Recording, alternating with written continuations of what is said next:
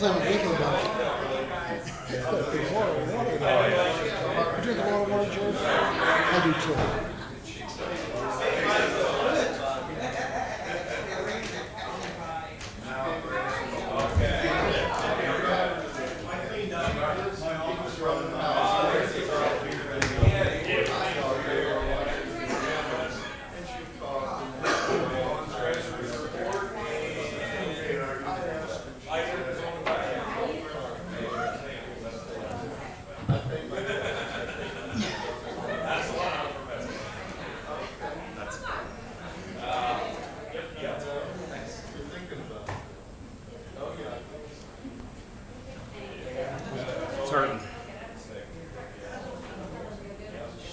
But it's gone to.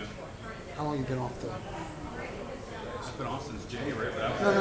How long do you have to sling off? Oh, the sling's been off for a couple days. It's only been a couple days, but I think I might start wearing it again during the day. It's just.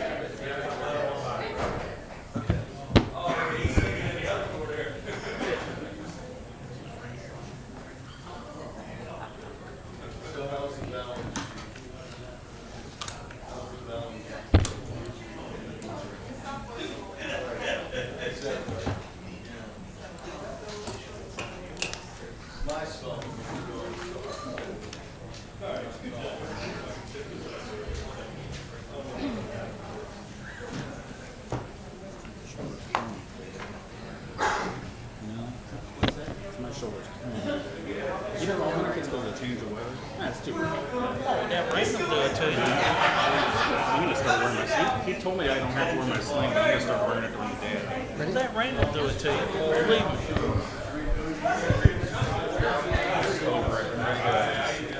See much crowd. Good evening, everyone. I'd like to call this evening's City of Uniontown regular City Council meeting to order, April 7th, 2022.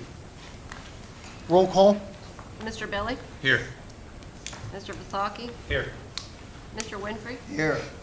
Mr. Shuhon? Here. Mayor Gurke? Here. All rise for the Pledge of Allegiance.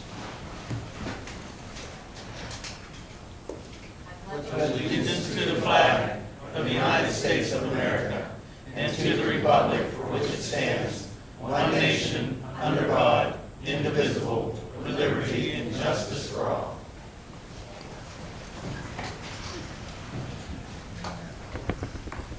Before we get started this evening, on March 20th this year, former Mayor James Cilio passed away. Mr. Cilio served in the United States Army Air Corps during World War II. He was an instructor in an auto body with Fayette Vocational Technical School for 20 years while operating his own business, Cilio's Auto Service, for over 50 years. Mr. Cilio served on Uniontown City Council for 8 years. He served as mayor of the city of Uniontown for 12. He was later appointed as a board member to the Uniontown Redevelopment Authority and later was elected as city controller. Thank you, Mr. Cilio, for your service. May you rest in peace. Amen. Special guest this evening, Miss Bunny Gwynn. Would you please take the podium, ma'am?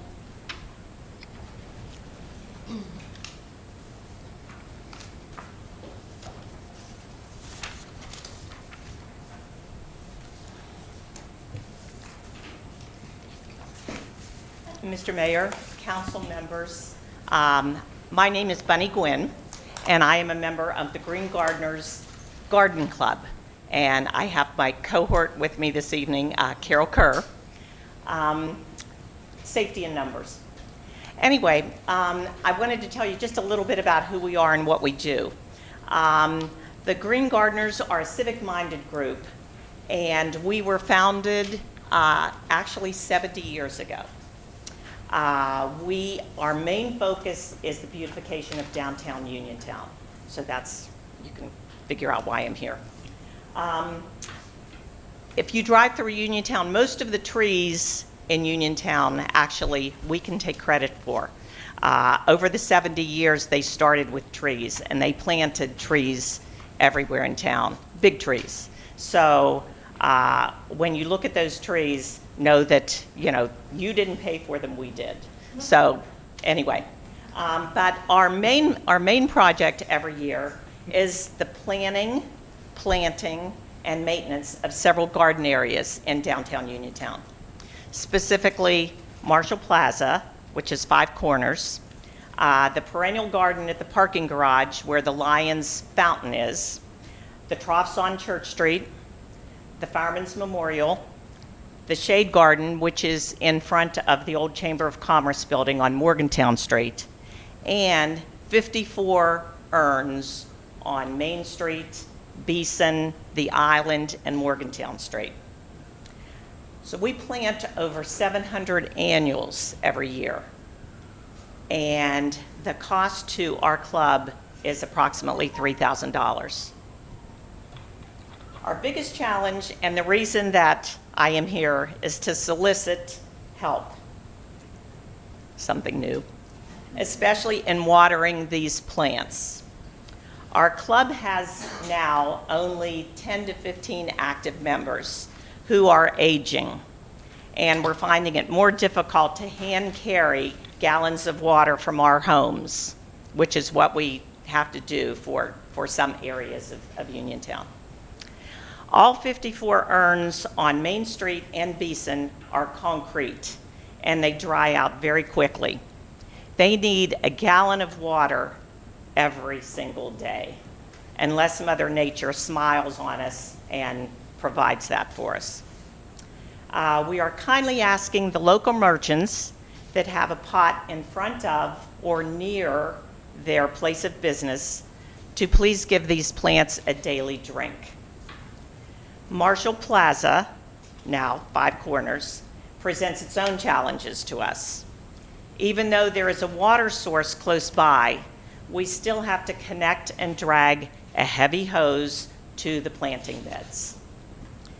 I can't imagine walking or driving down Main Street and not having our beautiful pots to add some color, interest, and green to the hard street. Or entering our city at Marshall Plaza, 5 corners, and seeing only concrete under those beautiful flags and around the monument. We need the help and cooperation of the fire department, the downtown merchants, and the council to keep our city one that we can truly be proud of. Thank you for your attention. Thank you, Bunny. An executive session was held on April 4th at 5:30 p.m. and April 7th, 2022 at 4:30 p.m. for contractual matters. Any comments on agenda items only? Chief? Yes, please.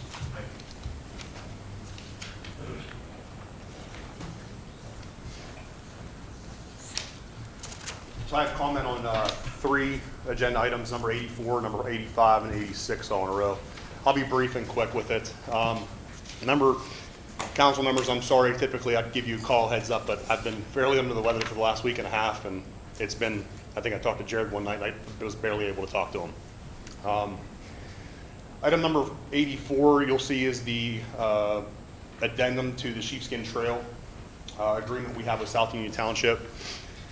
Myself and Captain Rudder met with the township supervisors for South Union Township. They are requesting that we cover the additional recreation areas of South Union Township, be it the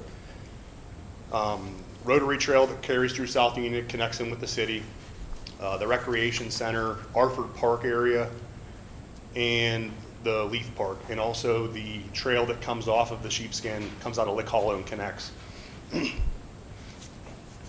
They want us to start covering this. They're not going to have us cover any more additional hours at this point, but it may venture to that point for us to cover more hours, which leads to more revenue back into the city for us to cover additionally. Number 85 is our ammunition purchase. You'll see that it's $3,285.60. We're asking for that. That's our 2019 versus our 2022 ammo purchase we'll make for the year. It's our total ammo purchase we'll make. This allows our officers to qualify with their duty weapons, as well as us to purchase the munitions that are needed for us to carry on duty, which is different than the ball ammo that we have. With us transferring over from 40 calibers last year, because our service weapons hit a life cycle, we switched to 9 millimeters, which right now I have 0 9mm rounds in backstock for us to qualify. So for us to order this is paramount. Just to give you a little understanding on how bad it can be, and this is why this is set up as a line item for us to purchase out of every year. The ammunition that we carry on duty, most people are probably aware that have handguns or shoot guns regularly, will tell you that there's an ammo shortage. For us to order federal ammo right now, we're looking at a lead time of 18 months. So we are borrowing, thankfully, from Uniontown Hospital occasionally for us to get qualifications, and we trade ammo back and forth, piece for piece.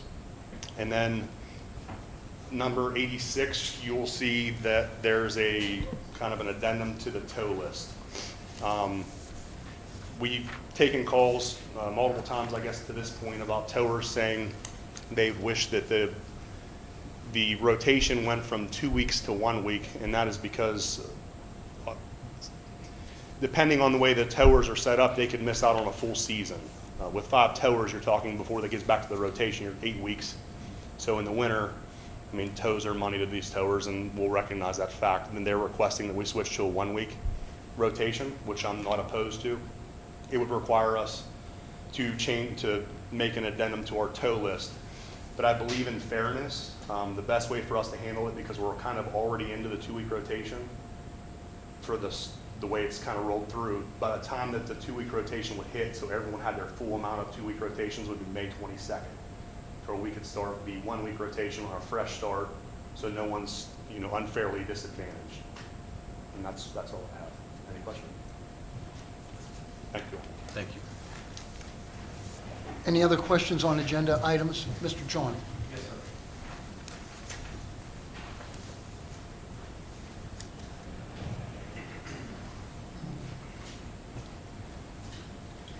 Good evening, Mayor and Council, Ms. Marshall, ladies and gentlemen. I'd like to comment on agenda items 81, 82, and 83. Agenda number 81 is the application from the county to apply for a grant for us for the construction of the Sheepskin Trail from East Fayette Street to the North Union Township border. If we can backtrack a little bit, before knowledge of this grant came about, the mayor and Mr. Vasaki and head of Public Works, Johnny Podolinsky, and I sat down numerous times to try to figure out how to build this trail. And we came up with a plan to start at the South Union Township border and work our way to Fayette Street, which we called Phase 1.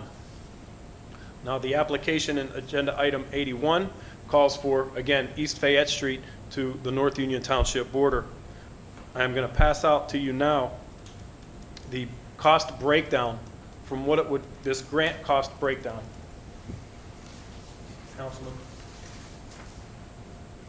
I emailed this to all of you. Again, this is a cost breakdown. Mr. Witt, Thank you. Councilman, Thank you. and Ms. Marshall, I believe you've all seen this already. Same thing. Now, there was much debate whether or not to apply for a grant that would cover the entire cost of the entire section of the trail from North Union Township border or from the South Union Township border to the North Union Township border. I'll now pass that out to you. Before I do, the amount of that grant total, if you all look, is 400. I think I gave you guys my $459,000, give or take. And we are liable for a 20% match. That 20% match is close to $92,000. Now, if we apply for the grant for the entire section of the trail, that grant total would be $612,000, give or take. We would again be liable for a 20% match on that, which would equal about $120,000.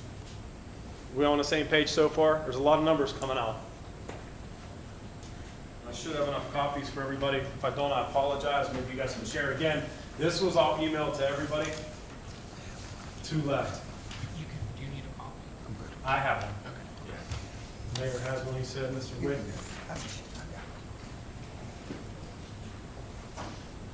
Now, if we compare the two totals, obviously, we want the whole construction of the trail paid for through a grant. However, after reevaluating some of these numbers, if we are to apply for a grant for the entire section of the trail, we're on the hook, excuse me for my terminology, we are liable for that 20% match, as well as construction inspection fees, which total about $170,000. At the end of the day, if we begin construction ourselves, we're going to save $105,000, give or take, and that's without the scrap money from the steel. So again, commenting on agenda item 81, I would appreciate support of mayor and council if we were to approve that. Again, starting the trail ourselves has many benefits. Furthermore, a grant isn't guaranteed, although we are extremely confident we will get this grant. But if we start the trail ourselves, we're going to save ourselves a little over $100,000. And have immediate results in getting foot traffic and bike traffic into town, rather than these people who use the trail. They come to Clusses, they turn around, they go back to Hopwood. The goal of this is to get everybody coming to town, to the city. So agenda item number 82, after going over these numbers with the Public Works Department, we feel it will cost about $65,000 to $70,000, but it may cost less than that. These were high figures because we didn't want to come in at low numbers. And agenda item number 83, to reimburse Public Works Director John Podolinsky for the parts ordered. I will publicly take responsibility if we ordered these parts in the wrong manner. I realize there is a protocol and a system and a way of doing things, so any error, I will gladly take that blame. But again, I would appreciate council and mayor support if we were to approve that. And Mrs. Gwynn, I would gladly offer my services to the Green Gardeners Club. Mr. John, what grant, which proposal is the county writing? What are we voting on? We are voting on the proposal from East Fayette Street to the North Union Township border, which would be, it should have a number 2, cost estimate number 2 at the top of your page. If it does not have a cost estimate number 2 at the top of your page, the total at the bottom of the page would be $459,132.81. Again, for whatever reason, if we were to apply for a grant covering the entire stretch of the trail, that $612,000, we are liable for those construction fees, or those construction inspection fees. But for whatever reason, they are written into that grant that is on agenda item number 81. From both proposals, there are construction fees for both. Correct. So what I'm asking is, what proposal has the county, what grant, which one out of these two has the county, which one are they writing?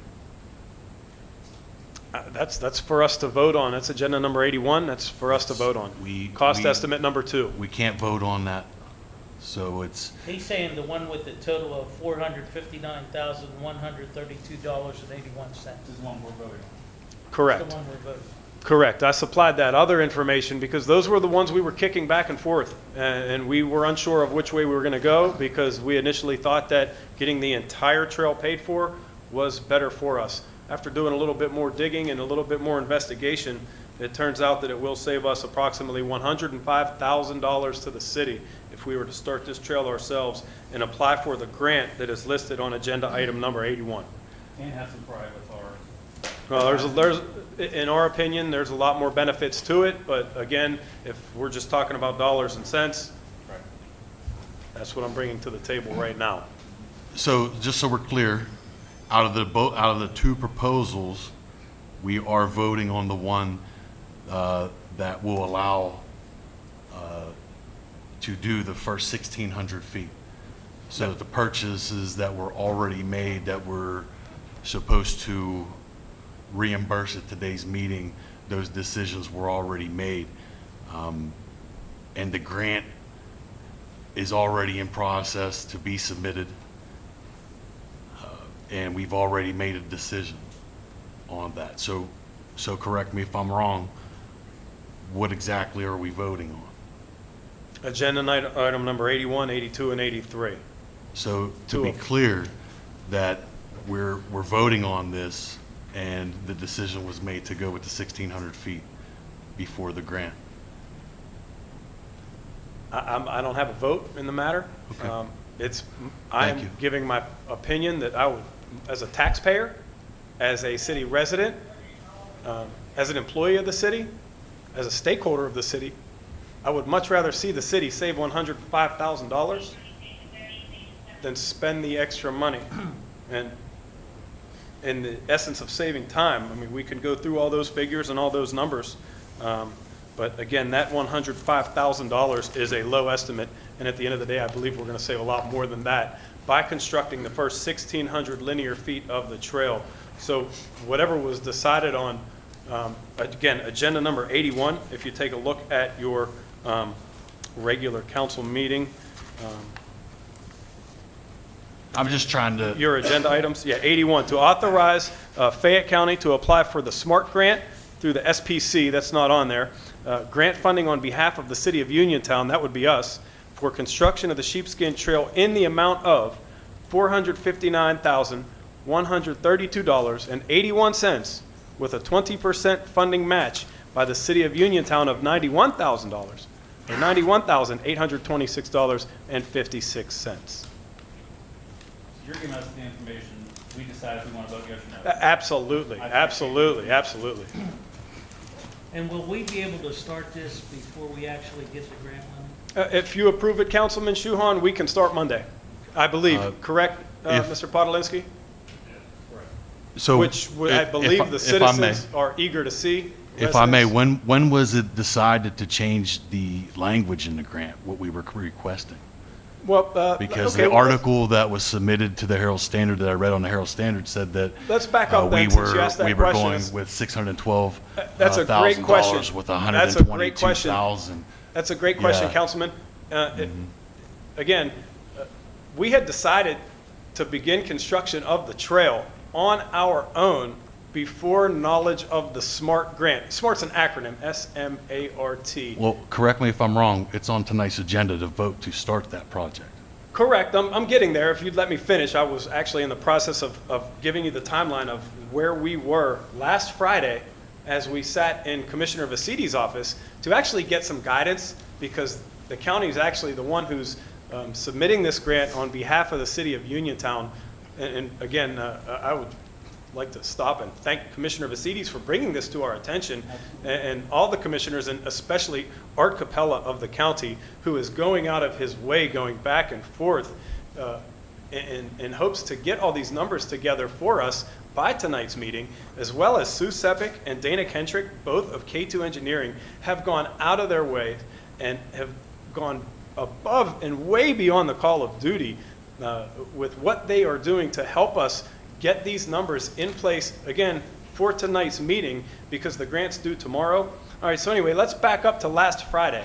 We sat in Commissioner Vasiti's office asking him for some guidance on where we should go, because we had already ordered, again, erroneously on my part, ordered the tools necessary to lift up the tracks, saw blades, piping to do certain drainage. Again, Mr. Podolinsky has all those numbers written down.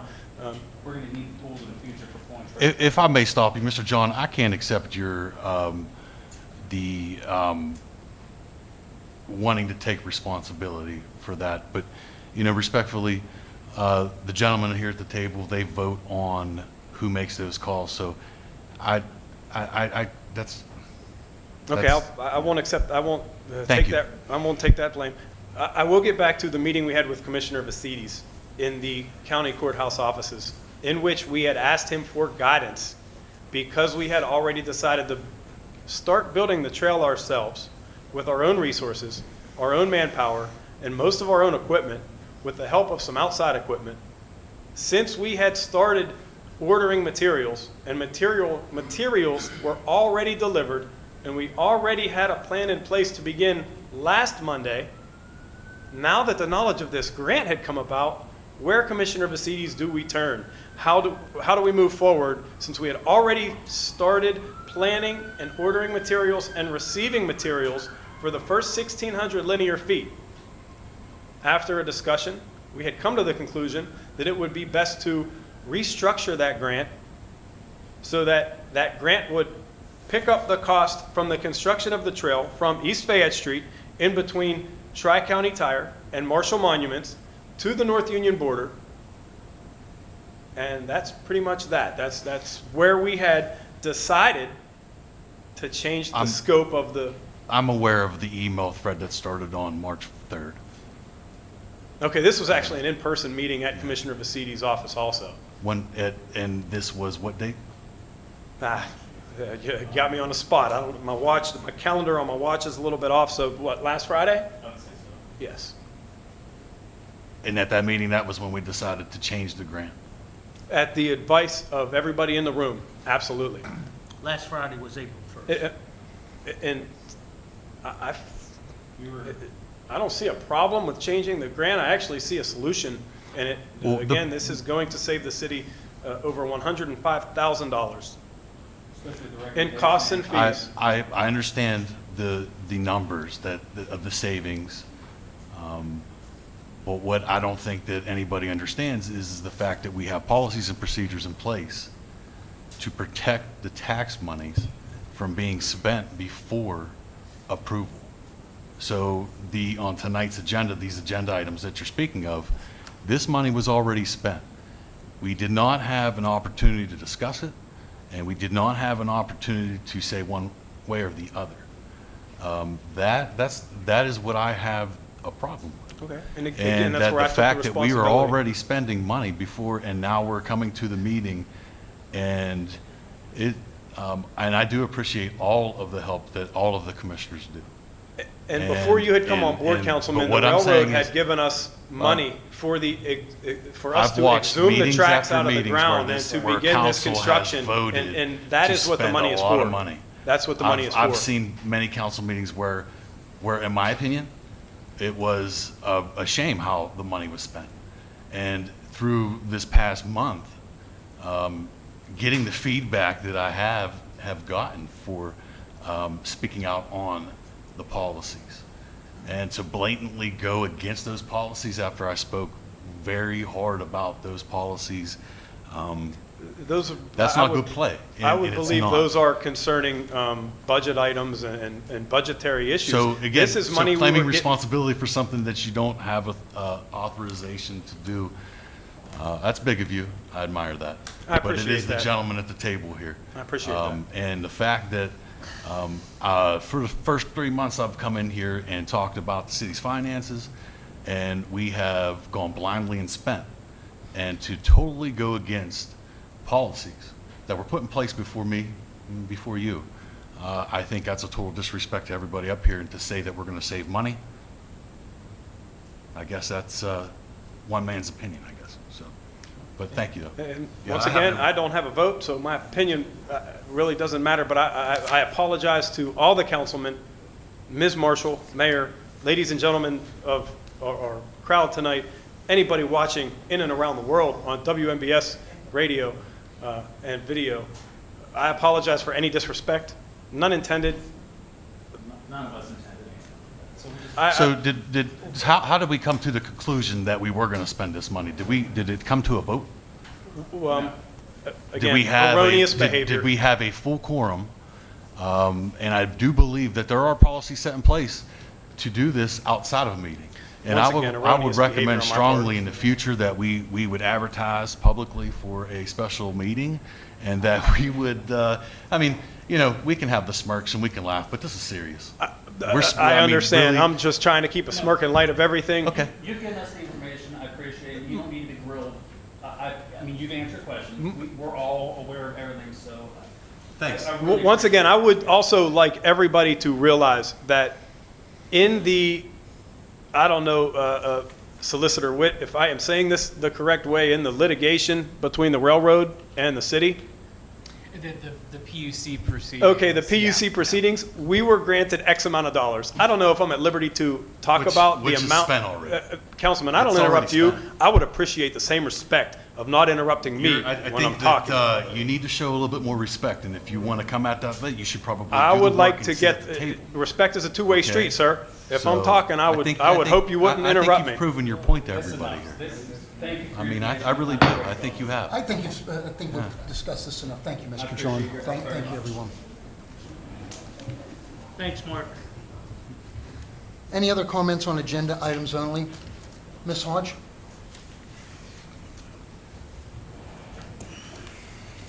Good evening. There's item, I believe it's number 79 or 80, in regards to direct the treasurer's office to make daily deposit of the tax funds. Unfortunately, okay, sometimes that's difficult for us to do. We have a 4-step payment plan for our residents and constituents here in Uniontown. And my office receives in mail, as well as those persons coming in who have their checks written wrong, who have information incorrect. And so it's very timing and consuming for my staff and myself as we work diligently to try to work with our constituents to make sure that their payments are received and their information is received. As you know, last year we had problems with our software. And so there's different things that we have to do to make sure that we are adequate processing. Today I spent at the bank 45 minutes because checks came in and they were written for a run amount, but in the box was another amount. The bank can't accept those. When Councilman Shuhon asked in regards to the check scanner why we couldn't use that, those are reasons. And so sometimes I have to bring a whole batch back, process it again, call the customer, ask them to come in. So trying to do that on a daily basis is very hard for me to do as well. But I did ask last year in regards to the treasurer's office getting a Dropbox so that we could take the money to the bank. I had Chief Cox at that time said he was willing to follow me to the bank so that we could get the daily deposit in. So I'm asking council to actually look at that resolution again and have some dialogue so that we can work it better for the city treasurer's office. Thank you. Any other comments on agenda items only? Treasurer Hodge, I'm sorry. I had a few questions. That's in my report, because I haven't up there yet. Yes. Talk about the report Yes, the report. I gave the report. Oh, He you asked have- me for comments. I'm on sorry. That was just a agenda comment items. on agenda items. Okay. Okay. All right. Well, you know I have some questions then. Thank you. Thank you. Sorry. Any other comments on agenda items? Mr. Podolinsky?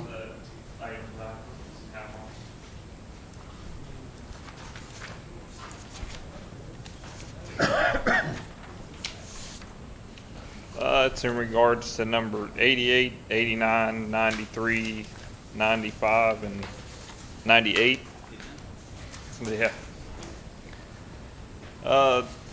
88 is for a few purchases. The concrete is just building material we buy yearly, sometimes a few times a year to it's for the refurbish of manholes and different storm drains. As our system is older, I would say over half of it is still brick, and they call for a lot of maintenance. The forks is for an attachment for our machine to just unload materials. We do get bulky materials on pallets delivered fairly often, and we always try to just manhandle them off the back of the trucks. And with an aging department, a little less stress on their back may keep them going for a little longer. Tell them why, because we do not have what?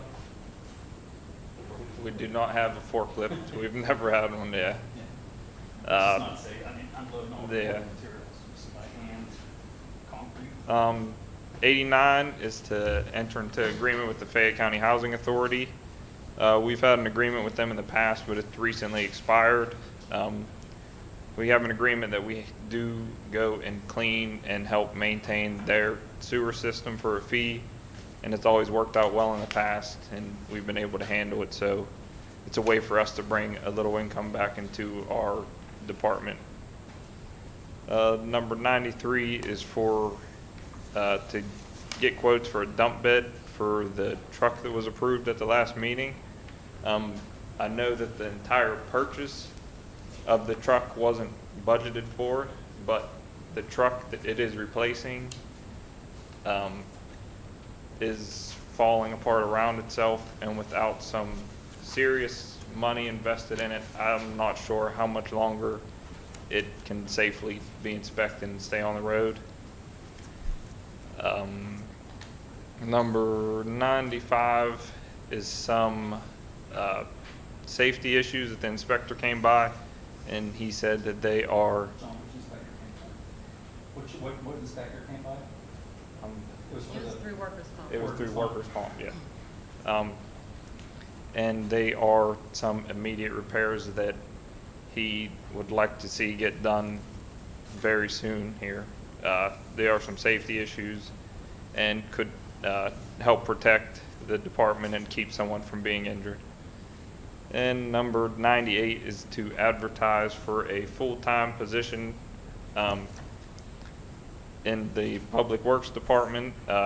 In the Street Department right now, they are down badly.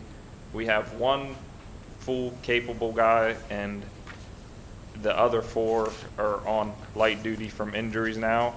So it is getting more difficult to proceed with the day-to-day operations when crews fall into injury. We did have 2 budgeted in our thing to apply. Yeah, there's 2 positions budgeted for this year, and we'd like to just get the advertising process started. That way we can start getting applications in and going through that process. And that's all I have. Any questions? Thank you. Thank you. Any other comments on agenda items? If not, we'll move on to the monthly treasurer's report.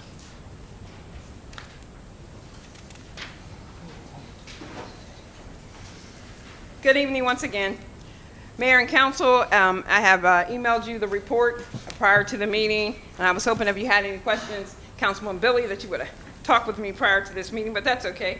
Attached is the monthly collection that was received in the treasurer's office that has been documented in QuickBooks and also deposited in the city accounts, which you will also see the ending balance for the month for each of these accounts. All the accounts that I have access to have been reconciled.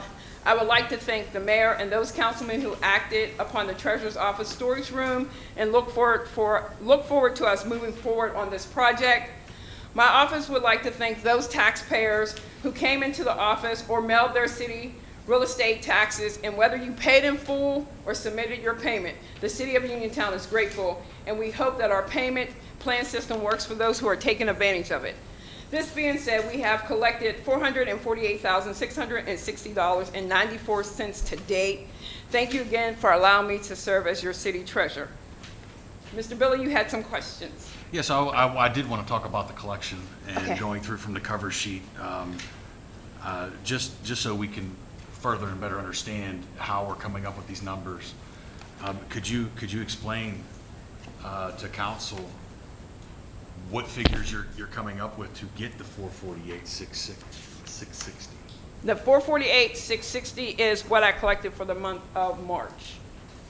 And that was cut off before the end of the month so that I can make sure that everything was accurate. So that's where that number comes from. The other, like last year, it was much more, and that's because we had those companies who do the, escrow. This year, escrows we had one came in, we had to send back, and then we had one that came in. So that total, we didn't get as much as we thought as mail. We got a lot of payments this year. So to council, when they're looking at this report, so you have the line item 300.000, and it goes into, and that's the general fund, and it goes into the real estate taxes with a number of 417,593 and small change. And then you get into the tax claim bureau and tax claim penalty. That's not included into my totals. Yes. Okay, right. So then you're going to get down into the residence taxes, and it's going to get into the figure of $2,500. And then you're going to get into the Act 511 taxes. would you be able to explain to us, there's Act 5, the 511 taxes for the real estate transfer tax? You know, and the earned income. So I think the earned income is, you know, pretty self-explanatory. Is that Act 511 also? Is that how we're coming up with the total amount collected of 448,000 and No. a little bit plus? No, that's not included in my totals. Only thing included in my totals is those that come in as far as the residents who are paying. That's my total. Other than that, the other total's not in there. Now, if you would like for me to add those totals in there, I No, could, but no, I don't. I was trying to figure, I'm sorry, but the current year levy discount is the phase that we're in right now. So that's the very first window of payment is going to be a 2% discount, then it goes into the face value, and then that, as we get further into year, that's also going to change our line items of how we collect. Right. So, you know, and being that right now we're only collecting in the discount period, and in that line item we have 417, and that's why I was curious is to, you know, we've collected the 448, and once we get past a certain point of the year, everything's turned into tax claim. So what happens there is that is also figured and taken out. So if we are taking payments on you know, tax bills that are coming in that are supposed to be in the penalty. So is that where that's going to fall in the tax claim? In the tax Yes, claim? for the tax claim, if you do not pay, so it goes up until July. So, and if you don't pay after July, we send you a letter for a reminder, and then some people come in and pay the penalty amount, but a lot of folks wait until it goes over to the Tax Claim Bureau because they can make a better agreement than what they can make. So they get a better, Yeah. you know, they can pay it weekly, monthly. So here, with the payment system we have for it's only for 4 payments. So it's March, April, May, and June. And then anything after that, if they don't pay, then it goes over to the Tax Claim Bureau. So are we calculating that, so when you're sending those payments up, those payments are at face value? Yes. So for those payments, so whenever our constituents are coming in and they're paying that first portion of the payment, is that At face. At It's face. divided in 5/4. So I guess my question is where are we accounting for that, for the payment at face? So I believe that would be my question, that we should have another line item in there that should say current year levy discount and also face. That would probably, I don't know, whenever the other councilmen are looking at these treasury reports and it's dealing with the real estate taxes and how we collect and what actually makes up, you know. Mr. Billy, all that was done before I got here, so all I did is follow tune to whatever they had set up. No, I'm Yeah. just trying to better make sense of that number on the cover sheet. Right. Because in the current levy discount, we have 417,593. So that's all, that was all I'm bringing.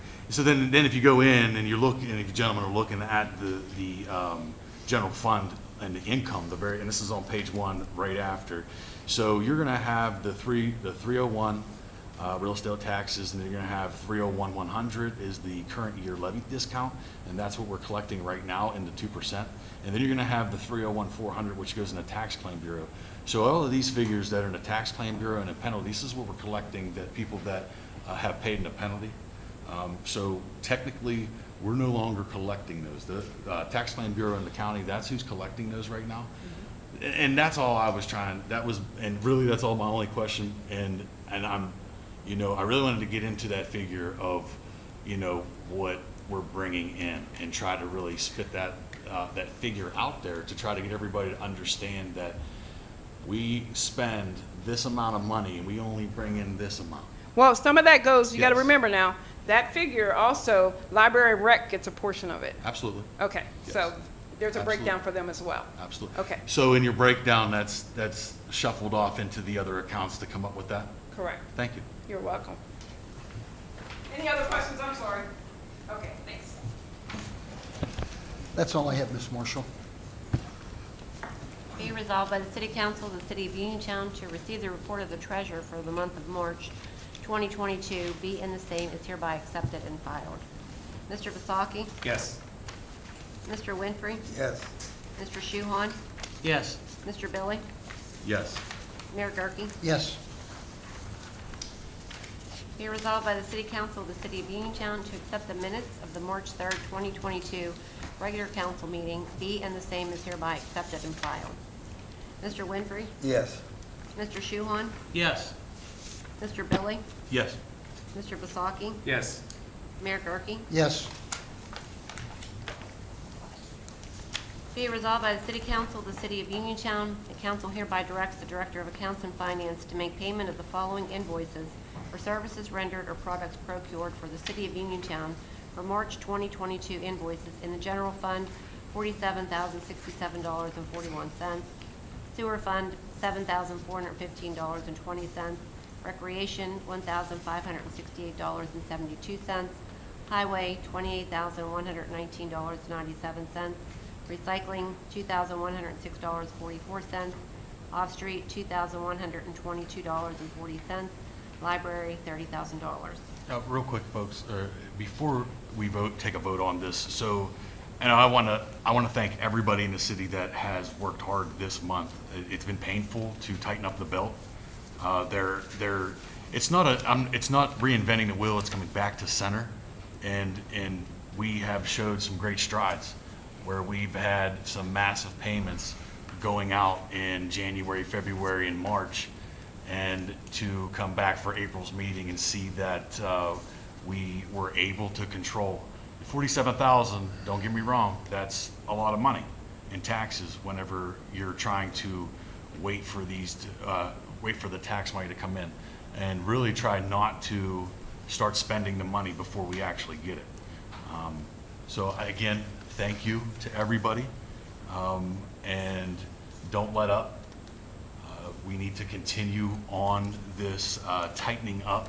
As we go through the year, we're going to be seeing, I will be seeing more areas that I'm going to be concentrating on in the first 3 months of compiling all the treasury reports and all the financial reports that are coming in.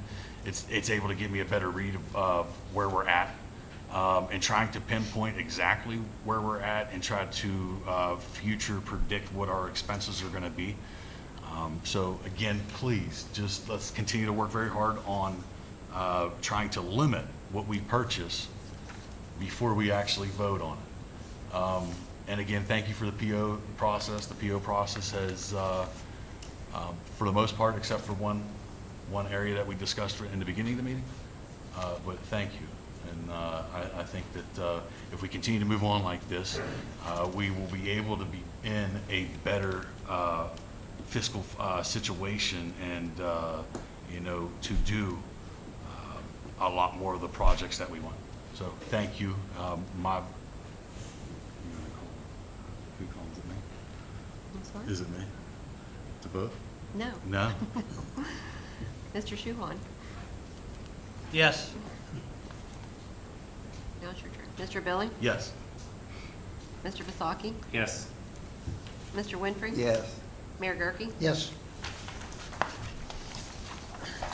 Be resolved by the City Council of the City of Uniontown to adopt proposed ordinance number 1739, bill number 1759, an ordinance of the City of Uniontown, Fayette County, Pennsylvania, amending the codified ordinances to add stop intersections on Beeson Avenue and Robinson Street and Dunbar Street, repealing all inconsistent ordinances and providing an effective date. Mr. Billy?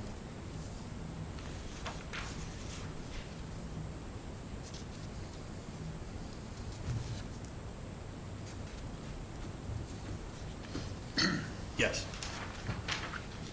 Mr. Vasaki? Yes. Mr. Winfrey? Yes. Mr. Shuhon? Yes. Mayor Gurke? Yes.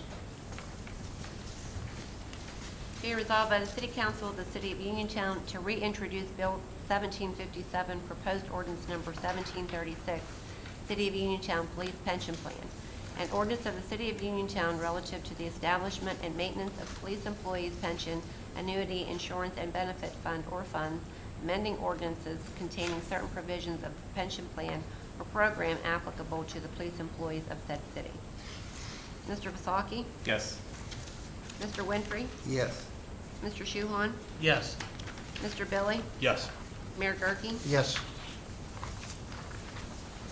Be it resolved by the City Council of the City of Uniontown to reintroduce Bill number 1758, proposed ordinance number 1737, City of Uniontown Fireman's Pension Plan. An ordinance of the City of Uniontown relative to the establishment and maintenance of fireman's pension, annuity, insurance, and benefit fund or funds, amending ordinances containing certain provisions of the pension plan or program applicable to the firemen employees of said city. Mr. Winfrey? Yes. Mr. Shuhon? Yes. Mr. Billy? Yes. Mr. Vasaki? Yes. Mayor Gurke? Yes. Be it resolved by the City Council of the City of Uniontown to approve changing the life AD&D benefits coverage for the City of Uniontown firemen and non-uniform employees from the Standard Insurance Company to Hartford, and to change the City of Uniontown Police Life AD&D benefits coverage from Transamerica Insurance to Hartford, placing all covered City of Uniontown employees on the same plan. Plan coverage is identical to current plans with an $18,105 annual savings. So before we go, I don't know if we were able to look to see if we can get any other figures or if we can save any more money or get a more competitive rate. There's a couple different companies listed here. I mean, they shopped it out to a bunch of different companies. So we had, We have a broker who shopped it out to different companies. Transamerica, they gave us, we didn't see the whole book, but there's a whole list of companies that wouldn't even give us a quote. These are the three that did.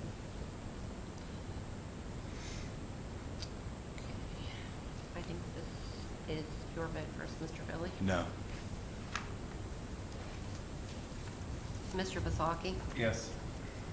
Mr. Winfrey? Yes. Mr. Shuhon? Yes. Mayor Gurke? Yes.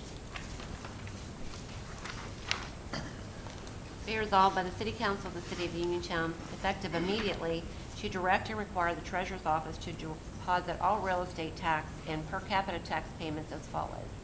1, 2 representatives of the Treasurer's Office will count in the presence of each other and jointly sign written certifications of the total cash payments amount received for each day.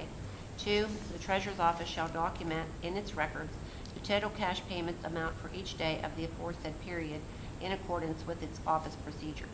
3, the Treasurer's Office shall complete a separate deposit slip for the total cash payments amount for each day, which deposit slip shall be limited to the total cash payments amounts for each individual day, shall list the full amount of cash to be deposited, and therefore shall exclude any check deposits. 4, the Treasurer's Office shall provide a copy of such deposit slips to the City Controller and the administrative offices on the following day.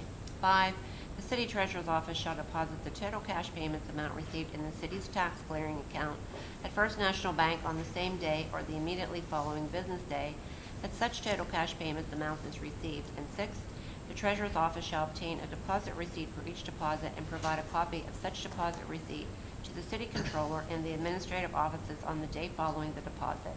No real estate or per capita tax cash payments are to leave City Hall unless they are being taken directly to the deposit to be deposited in the city designated depository. Mr. Vasaki? Yes. So I just wanted to make a quick comment on this, just to clarify. So the agenda indicates it's cash and check. The city treasurer made a good point. Sometimes with checks, you get checks that are the wrong amount. So this resolution is geared specifically towards cash. So this will only apply to cash deposits. Also, the point was well made too. Sometimes cash deposits come in during certain times of the day that preclude it from being deposited that same day. This resolution just requires that it be deposited the same day or the next immediately following business day. This, just for some background, this was recommended just as an additional controls and safety measure by our auditors. And it's consistent with the current city ordinance requesting that there be daily deposits. But once again, it is just related to cash deposits because it does present that other issue for checks in particular. So. It would have been nice for you to discuss this when we prior to it. I And- didn't know anything about it. And it's actually modeled, council had passed a resolution, I don't know how many months ago, probably 1 or 2 months ago, about depositing sewage money as well. So it's modeled off of that same procedure. Resolution. Yeah. Mr. Winfrey? Yes. Mr. Shuhon? Yes. Mr. Billy? Yes. Mayor Gurke? Yes. Be Be resolved by the City Council of the City of Uniontown to authorize Fayette County to apply for SMART grant funding on behalf of the City of Uniontown for construction of 3,979 linear feet of the Sheetskin Trail from East Fayette Street to the North Union border in the amount of $459,132.81, with a 20% match on the part of the city in the amount of $91,826.56. Engineer's construction cost estimate and preliminary layout plans are attached. Mr. Winfrey? Yes. Mr. Shuhon? Yes. Mr. Billy?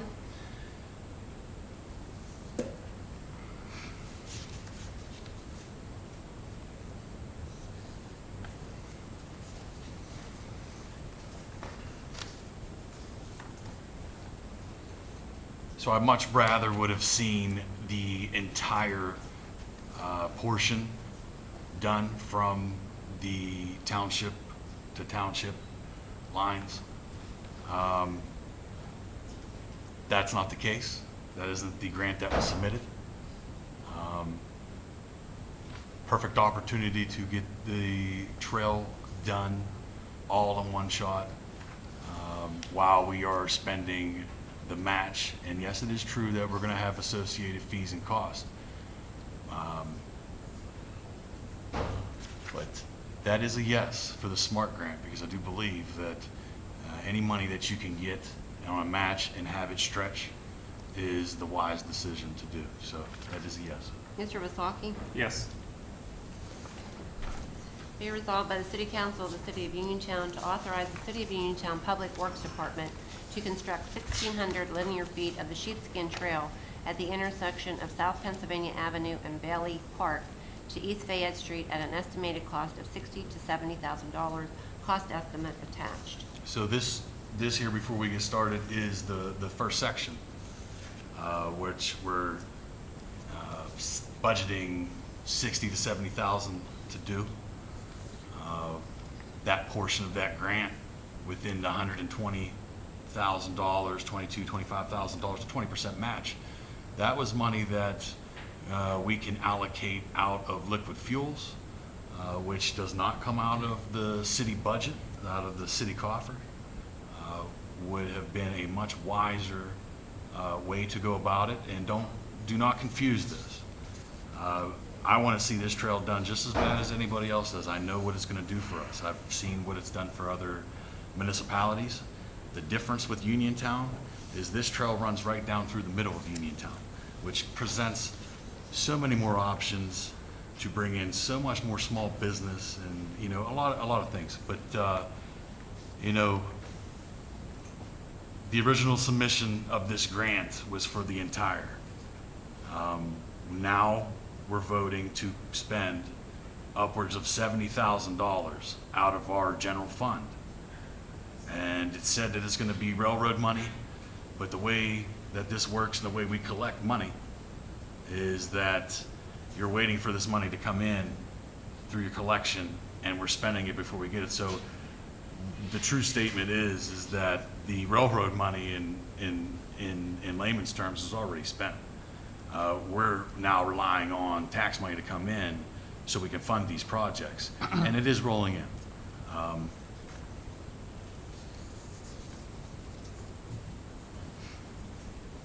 That's a no. Mr. Shuhon? Yes. Mr. Billy? No. Mr. Vasaki? Yes. Mr. Winfrey? Yes. Mayor Gurke? Yes. Be resolved by the City Council of the City of Uniontown to authorize reimbursement of $3,575.25 to Public Works Director John Podolinsky for parts ordered from Railroad Tools and Solutions for railroad removal tools. Mr. Billy? So earlier, and you know, I'll continue to talk when these certain cases arise, and it's been more than most. This right here is to reimburse an improper purchase. Okay, the person we're reimbursing, not his fault. I think that we could have had a better way to do it. This just says that we put the cart before the horse. And now we have to, I'm forced to have to sign something that we could have came to the table and discussed. And whether we did it or not, or however we voted, and the way it's gonna go is that I would have voted no, and everyone else would have voted yes, but it would have been an opportunity to come to the table in front of people and to do it properly. And I'll be here waiting to make those moves, operating in transparency and in the light. And that's a no. That's a no? That is a no. Mr. Vasaki? Yes. Mr. Winfrey? Yes. Mr. Shuhon? Yes. Mayor Gurke? Yes. Be resolved by the City Council of the City of Uniontown to approve the First Amendment to the Public Services Agreement between the City of Uniontown and South Union Township pending approval by the city's solicitor. Mr. Vasaki? Yes. Mr. Winfrey? Yes. Mr. Shuhon? Yes. Mr. Billy? Yes. Mayor Gurke? Yes. Be resolved by the City Council of the City of Uniontown to authorize the purchase of 15 cases of 9mm ammunition from Whitner Public Safety Group for use in the police department at a cost of $3,285.60. Mr. Winfrey? Yes. Mr. Shuhon? Yes. Mr. Billy? Yes. Mr. Vasaki? Yes. Be resolved by the City Council of the City of Uniontown to authorize changing bi-weekly tow rotation to weekly rotation by the Chief of Police for qualified towers in the City of Uniontown. Mr. Shuhon? Yes. Mr. Billy? What I really would like to see is that we expand on this. We have so many situations where the towing situation becomes a liability for the city, and it ends up costing the city money. So what I would like to see is in the future here, real soon, is that we can get together and start talking about fees. We have franchise fees for many different other services in the city, and this would be something that I would think that we could entertain. And under the recommendation of the chief, I'll vote yes. Mr. Vasaki? I'm not gonna lie, I really didn't see what the big difference would be, but as soon as you explained that to me, that makes total sense. People are getting stuck. It's such a widespread that people are getting stuck out of different seasons. I honestly, until you said that, and I appreciate that, I never really even thought about that. So yeah, it's only fair, so yes. Mr. Winfrey? Yes. Mayor Gurke? Yes. Be it resolved by the City Council of the City of Uniontown to authorize payment to Whitmer Public Safety Group for $833 for gas meter calibration and service plan for shared usage in the fire department and sanitary sewer department. Mr. Billy? Yes. Mr. Vasaki? Yes. Mr. Winfrey? Yes. Mr. Shuhon? Yes, Scott, this was the one we purchased last year. Is that correct? Yes, thank you. Mayor Gurke? Yes. Be it resolved by the City Council of the City of Uniontown to approve the following purchases in the sanitary sewer department. From Lowe's, 80 pounds of concrete mix, 60 pounds sand mix, 20 pounds leak stop, 20 pounds fast setting cement for a total of $951.14. Groff Tractor and Equipment, a 48-inch pallet forks for skid steer, total $1,360. Mr. Kim, can I say something real quick? Sure. This is all combined in here. Of course, it doesn't sound like much, 80 pounds concrete mix. A lot of these fittings, these guys are unloading. They shouldn't even be trying to unload it by themselves. I'm just throwing that out there. The fact that we don't have a forklift or anything way to unload these pallets just blows my mind. So we definitely need this. Yes. Mr. Winfrey? Yes. Mr. Shuhon? Yes. Mr. Billy? So with the pallet forks, I agree that's a safety issue. And I don't see that we should, in this day and age when we have the technology and equipment to do this kind of work, why we should, put the city in a liable issue. So it's yes. Mayor Gurke? Yes. Be resolved by the City Council of the City Treasurer, the City of Uniontown, to authorize the mayor to enter into an intergovernmental cooperation agreement with the Fayette County Housing Authority for routine cleaning and repair work of storm water and sanitary sewer disposal systems. Such agreement shall not exceed $50,000 during the 3-year term to begin April 18th, 2022, and set to expire April 17th, 2025. Mr. Winfrey? Yes. Mr. Shuhon? Yes. Mr. Billy?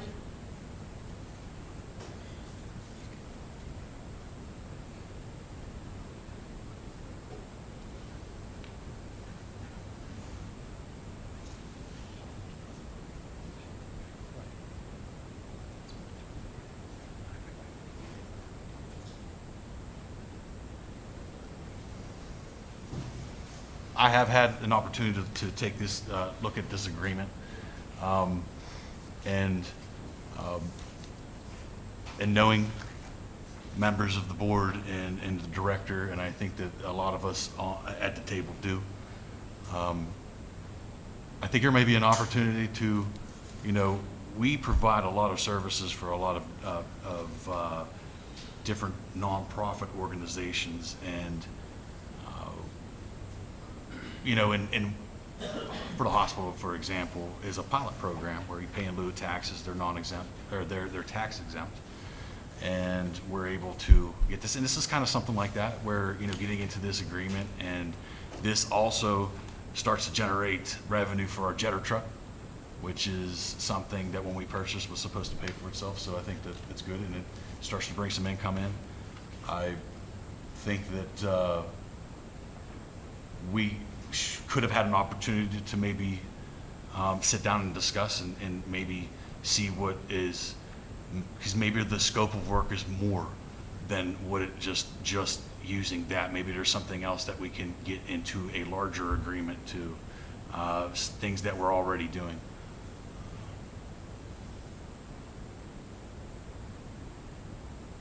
In just one moment, sorry.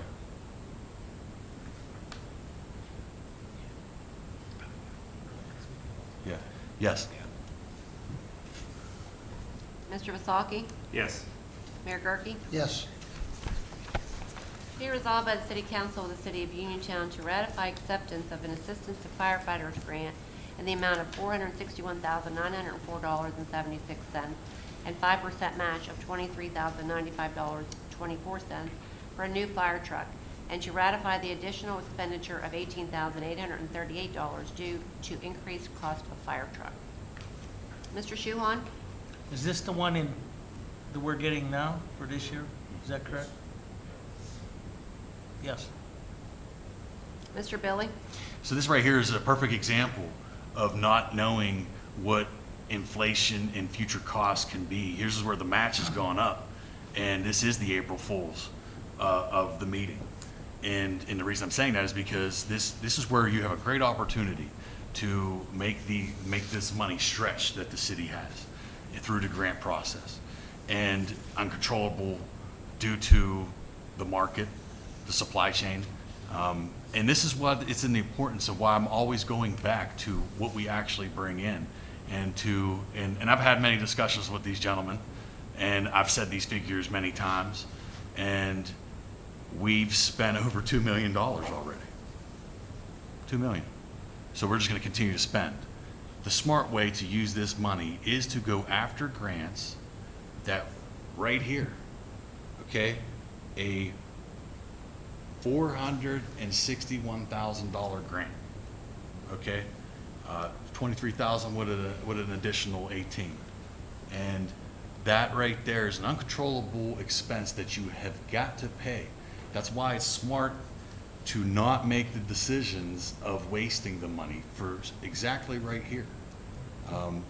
And please continue to help make this money stretch, and that's how we're going to, be able to get more equipment and better equipment, and able to upgrade into vehicles that don't have holes in the roof. So I would really say that we, and thank you. Yes. Mr. Vasaki? Yes. Mr. Winfrey? Yes. Mayor Gurke? Yes. Be resolved by the City Council of the City of Uniontown to approve acceptance of fiscal year 2020 Assistance to Firefighters grant in the amount of $113,700, and to approve the 5% match expenditure of $5,685. The first drawdown will be in the amount of $80,320.95, with a 5% match of $4,016.05 for the purchase of new radios. The next drawdown will be in the amount of $27,964.76, with the match being $1,398.24 for the purchase of fire hoses and nozzles. Mr. Billy? Again, $113,000 for $5,000. Yes. Mr. Vasaki? Yes. Mr. Winfrey? Yes. Mr. Shuhon? Yes. Mayor Gurke? Yes. Be resolved by the City Council of the City of Uniontown to authorize the use of the decorative flagpoles on Main Street to hang flags in memory of Emily Nicole Wilson, Be Kind to Others Day in the City of Uniontown from April 8th, 2022 through May 8th, 2022. Mr. Vasaki? Yes. Mr. Winfrey? Yes. Mr. Shuhon? Yes. Mr. Billy? Yes. Mayor Gurke? Yes. Be it resolved by the City Council of the City of Uniontown to authorize the Director of Public Works to seek quotes for a dump bed and hydraulics for a 2022 Ram 5500 for the Sanitary Sewer Department. Kim, just to be clear, this is to seek bids. So that we, just so everyone knows, we're just seeking bids for this truck that we have a chassis. And then when we get the bid, we'll purchase it. I said seek quotes. Is that the same thing? Okay. Mr. Winfrey? Yes. Mr. Shuhon? Yes. Mr. Billy? We've spent $2.5 million already now. Mr. Vasaki? I don't want to park a chassis in a garage for a year, so yes. Mayor Gurke? Yes. Be resolved by the City Council of the City of Uniontown to approve acceptance of the Municipal Assistance Program grant from the Department of Community and Economic Development in the amount of $32,500. Funds to be used to develop a new citywide comprehensive plan with a $32,500 match from the city. Mr. Winfrey? Yes. Mr. Shuhon? Yes. Mr. Billy? Yep. Mr. Vasaki? Yes. Mayor Gurke? Yes. Be it resolved by the City Council of the City of Uniontown as a result of a recent safety inspection by Encova Insurance Company at the Street Department and Sanitary Sewer Garages to approve the following recommendations for parts and repairs. Diesel storage tank needs inspected, estimated cost $250. Ground fault circuit interrupter up to $2,500. Replace drain cover and garage floor $2,500. Service pit cover repair $250. Rescue tripod take out of service $5,000. Mr. Shuhon? I do believe we have a rescue tripod on order. Is that correct? I'm not sure if we have that on order yet or not. I don't think so, Joe. And not without approval. It has to be approved first. Right. These are all coming from the safety. Pardon me? We did not order one. Oh, okay. I'd like to say, coming from being in safety, we talked about it in our safety meeting, and this was brought up. Right, So, this is, and they're came gonna from be that, doing- They'll be doing inspection, so A they're gonna be re-inspection. inspecting to make sure we have that. right. Yeah, so this is really just the insurance company making sure we're doing what we need to do so they don't just. It's part of our safety meetings that helps to bring Yes. down our cost of the workers' comp charge Yes. cost as well. Yeah, they inspect, Encova inspects all of our buildings at least once a year, so. And Yes. Mr. Billy? This is an uncontrollable expense, so that is a yes. Mr. Vasaki? Yes. Mr. Winfrey? Yes. Mayor Gurke? Yes. Be it resolved by the City Council of the City of Uniontown to authorize the purchase of a fence topper for Bailey Park softball fence for $600. Mr. Billy? Yes. Mr. Vasaki? Yes. Mr. Winfrey? Yes. Mr. Shuhon? Yes, this is for the, mostly for the batters, so they're seeing the dark background, so they'll be able to pick the ball up when pitches come into home plate. So that's the reason for this fence top. And that's like the one that's out at Hutchinson, right? The- Correct. Mayor Gurke? Yes. Be it resolved by the City Council of the City of Uniontown to approve acceptance of the Pennsylvania American Water donation of $5,000 for a project to purchase 2 United States flag retirement boxes and replacement of missing plaques from flag posts at Marshall Plaza. Mr. Vasaki? Kim, am I allowed to vote?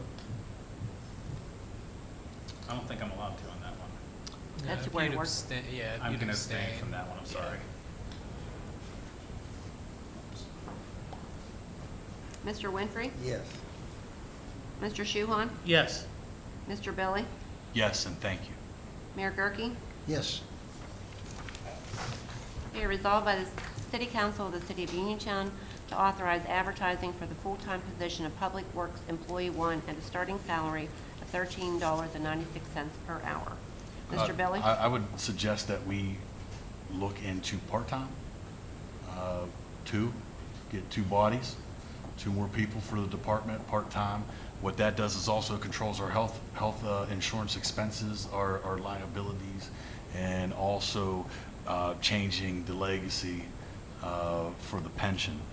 This also controls, and I think that would be the smarter avenue to go. And I believe, Councilman, yesterday we had mentioned that. I would be in support of 2 part-time people that would better control and also help out with the manpower.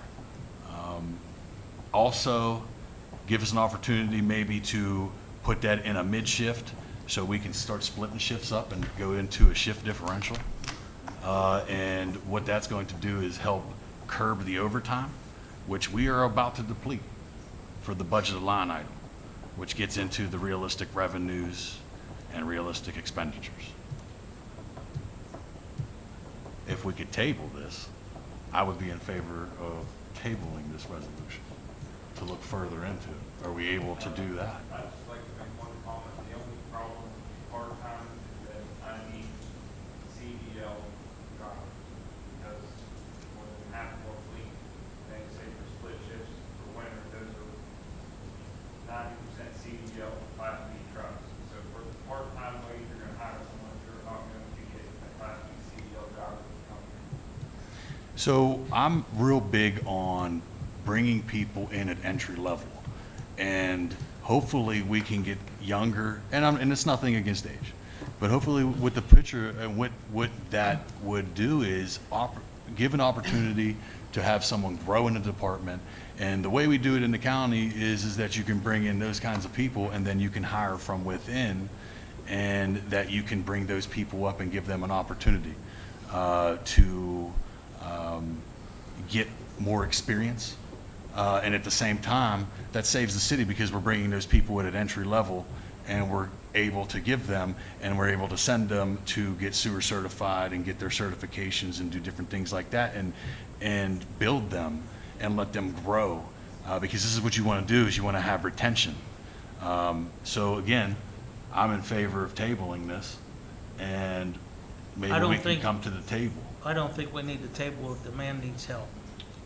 So there's a motion was on the floor. There's a motion, interceding motion to table. Is there a second on the motion to table? All right, there's not a second on the motion to table. Motion to table dies for lack of a second. We can proceed with the initial motion. Jared, is your vote. No. Mr. Vasaki? Real quick, like he's down 4 guys, honestly. And not to sound ignorant, $13.96 an hour, you can go to almost any fast food place and get it now too. We need to get some people in here and pay them. I mean, these guys play in, no, I'm sorry, not play, it's just words. They work in human feces. I mean, I would love to even see an increase in pay, but that has nothing to do with me, that's union. I'm just saying, $13.96 for a guy to come with a CDL and work in human feces, good luck finding, and then not just part-time. There's a probationary period with any hire. So if they don't work out, but ideally, growing from the inside would be perfect. If I can get a full staff of capable people, and then we could start doing that type of thing full-time. And as far as short-staffed as he is, changing shifts and shift differential is not even an option at this point, because we don't even have enough people to run the day. So looking back through the timesheets, we run all-day shift. So anytime that we get called out after, that's overtime. So what you're gonna have is when there's nobody on the weekends, it's overtime. And there's, in the collective bargaining agreements that are set up through the negotiating from the city and the unions, is that there is that ability to do that.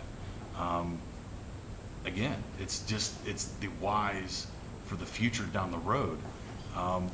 You know, what do I have to do to get you folks to understand that we've spent $2 million over, and that we don't collect, we're not collecting what we're budgeted to collect, and that gives into the revenues.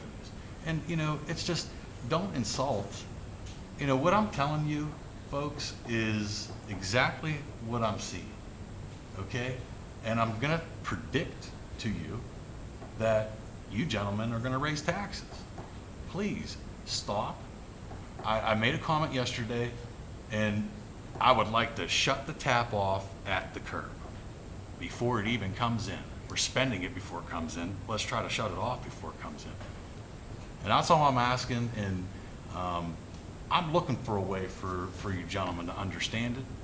I have yet to succeed in that, and I've had numerous conversations, and that's why this week you didn't see. There's no reason to continue to go on and tell people the things that they need to know and they don't listen. You just know that with unrealistic revenues and a dropping tax base, your taxes are going to go up if we continue to spend. And remember that, especially when it's time for you folks to go and vote. Okay? I can't be no more serious about that and more clear cut. And I don't want to come off a certain way, but it's kind of insulting whenever you're going through and you're trying to explain this. And the information I'm giving you, it's there. You can write to know it, or you can come down and ask for it. It's public information. These numbers are not made up numbers. When we find mistakes, we correct those mistakes. That's all I'm asking, is to look at it in a different light. This path you guys are going down, it's, you know, look back in the revenues that the city has done, and take a look at the budgets. And you see what the budget revenue is, okay? And then you see what we actually brought in. And then you want to talk about how you're going to do another budget, and then look at another budget and see that the revenue was increased from the prior year when we had a shortfall. Unrealistic. And this is what I feel that these votes are today, is unrealistic. I can't believe what's going on. No. Mr. Vasaki? Just real quick back at that, I just got to reply real quick. I have asked for guidance. I've called, text, emailed, got no reply for asking for you for help. I've had many conversations. At this moment, I'm telling you right here in public. Okay, so I think the taxpayers one of your understand everyone's suggestions paying. was for me to have Johnny change his shift. We did that before. Predicting the snow. He's not Joe DiNardo. Listen, let me tell you something. You can't predict many things. The overtime is No, done you're on weekends where you're there's insulting snow the purpose here is what you're doing. and taking care of the roads. It's not our fault that it snows over the weekend. It's our Jared. fault if we spend more money than Right, what we and our budget. budget is down. We budgeted for less overtime this Why? year than we did last year. Were you a part of the budget last year? Did Yes, you know? you know what? I made a Well, mistake why would with you that. under budget the overtime? I'm just telling I you. don't what- understand it. It's real simple. It's Well, you don't black and understand white a lot on of it, apparently, paper. but I have contacted you several times. I have no control over the budget that you guys, and neither does Councilman Winfrey. Yes. We don't have control over the budget that you guys adopted, okay? But guess what? We got to try to live by it, and you're not even living by the budget you guys voted on. My vote's yes, Kevin. Mr. Winfrey? Yes. Mr. Shuhon? Yes. Mayor Gurke? Yes. Be it resolved by the City Council of the City of Uniontown to authorize Nemacolin to host a Community Day event at Bailey Park on Thursday, August 18, 2022, from 2 p.m. to 6:30 p.m., with Nemacolin covering all costs of the event. A food truck and ice cream truck will be part of the event, along with the back-to-school giveaways to students. Mr. Winfrey? Yes. Mr. Shuhon? Yes. Mr. Billy? Mr. Vasaki? Yes. Mayor Gurke? Yes. Be resolved by the City Council of the City of Uniontown to approve running a recycling advertisement in the Herald Standard as part of a recycling grant for the purpose of education. The half-page ad would run for 3 days for $24.40 and another $1,000 for a place in specialty advertisement. All advertising would be reimbursed by the recycling grant. Mr. Vasaki? Yes. Mr. Winfrey? Yes. Mr. Shuhon? All advertising will be reimbursed by the recycling grant. It's part of the grant. You have a certain budget to spend on education. This is part of the budget of this grant to spend on education and advertising. So yes, it is Yes. all reimbursed. All right, yes. Mayor Gurke? Yes. Mr. Billy? Be resolved by the City Council of the City of Uniontown to ratify the reappointment of the following members of the City of Uniontown Appeals Board. Doug Miller, term to expire 12/31/23. Charles Coldren, term to expire 12/31/24. Mr. Shuhon? Yes. Mr. Billy? Yes. Mr. Vasaki? Yes. Mr. Winfrey? Yes. Mayor Gurke? Yes. That's all I have, Mayor. Thank you. Monthly reports, Uniontown Code Enforcement Officer.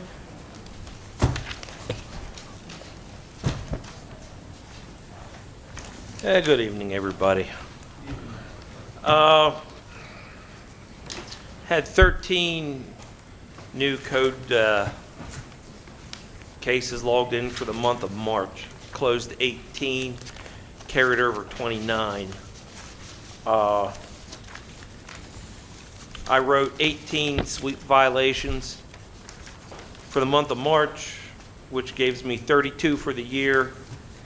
We have $1,600 in fines, and of that $1,600 in fines, $400 has yet to be collected.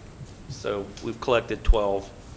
Some of that 400 is still within the window that the person has to pay it before it goes to the magistrate. 2 citations, violations are at the magistrate, and I believe 1 is waiting adjudication at the magistrate. So we'll get that 400. It just has to work through the pipeline.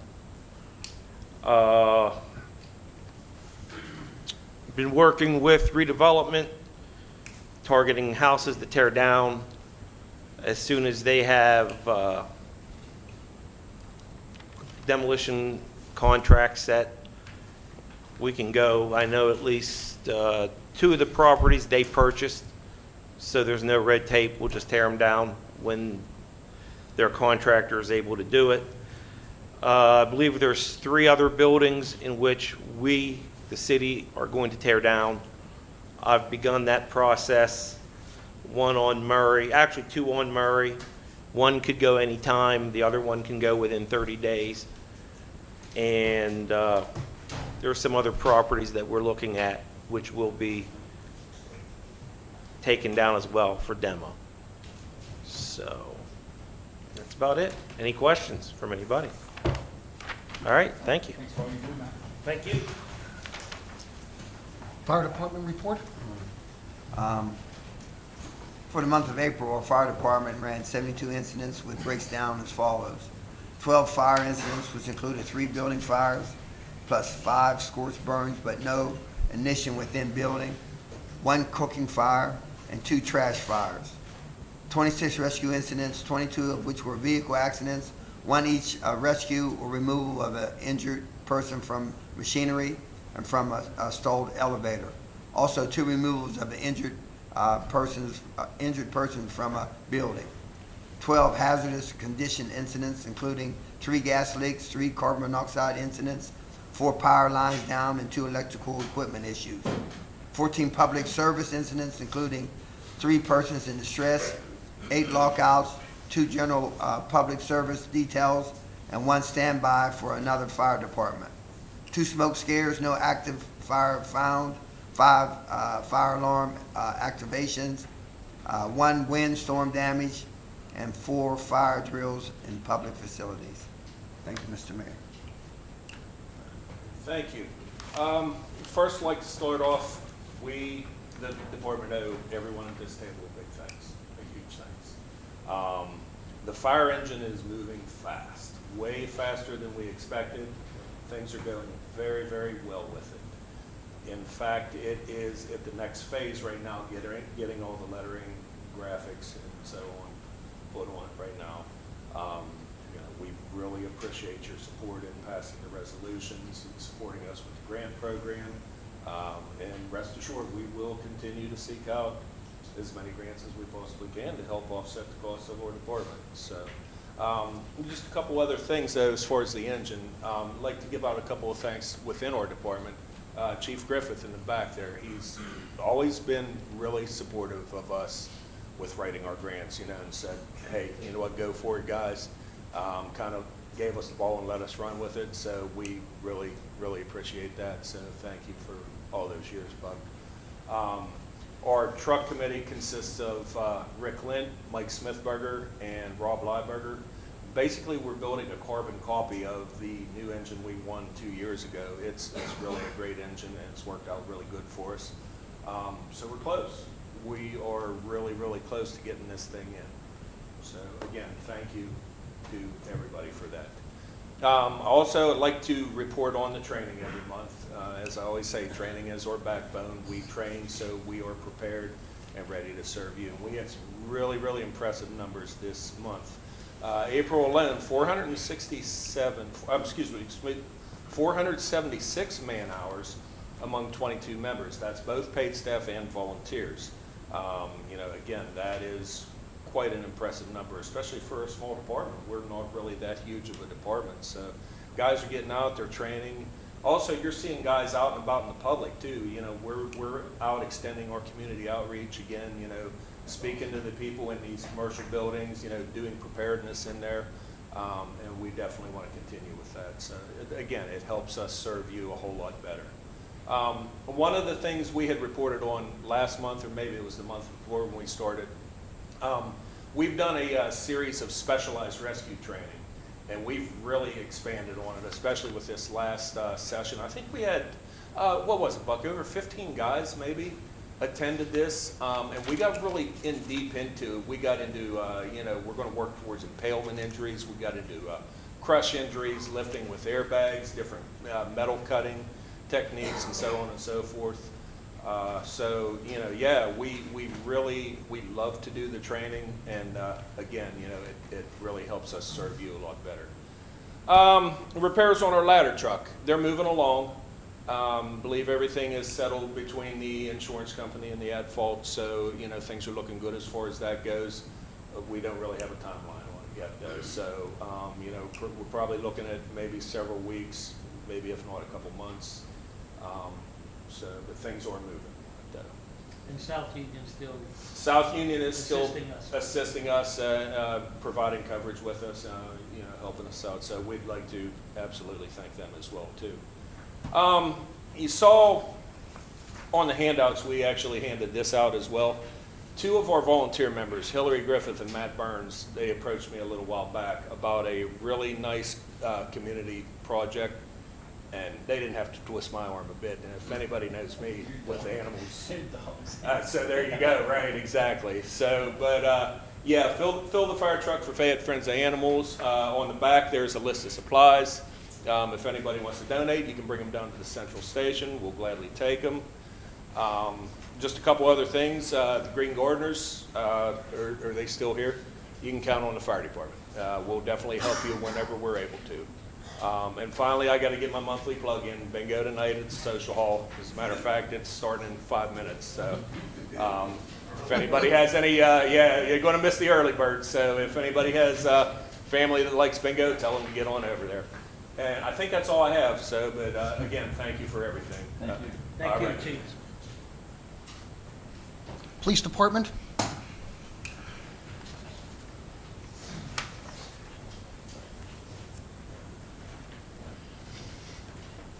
Mayor, Council, thank you for your votes for the much-needed ammunition so we can keep our guys on the street and working. During the month of March, the Uniontown Police Department responded to 853 calls for service. A breakdown of some of those calls included 26 vehicle accidents, 6 assaults, 10 criminal mischiefs, 37 welfare checks, 32 domestic violence calls, 25 harassments, 6 fire calls or assisting the fire department in some nature, 4 mental health calls, 11 disorderly conducts, 15 emergency medical assist, 10 shots fired calls, which is considerably down over our last few months, I'd like to credit our guys as well as the state police and a bunch of three-letter agencies from the federal government with their assistance on the matters that we've had here in the city to kind of curb our violence. And we will continue to put our thumb down on the violence that we're dealing with. 4 overdoses, 2 robberies, 43 suspicious activities, 9 suspicious persons, 15 unwanted persons, 18 thefts, 27 alarms, 12 animal complaints, and officers served 13 criminal warrants. Officers also made a total of 24 criminal arrests, issued 14 non-traffic citations and 58 traffic citations. A newer statistic, because I just started this log process for our guys, so of our 5 marked patrol units for last month, we now have 6. The car we ordered in January is in service. Car 3 that we had, which is 94,000 miles and falling apart, it's now going to be sitting in the gas detail, so we're not having idle hours. For anyone that knows vehicles, if you have idle hours, those are the worst hours to have on a vehicle. That car will now be sitting in the gas detail for a longer service life on our cars. Of the 5 marked patrol units we have on the street, officers conducted an approximate 4,800 miles of vehicle patrols in our 2.5 square miles in the city of Uniontown. Our guys are out and they are moving. Foot patrols, bicycle patrols, and as well we patrol the Sheepskin Trail as well, like always. Any questions? Thank you all. Thank you. Director of Public Works.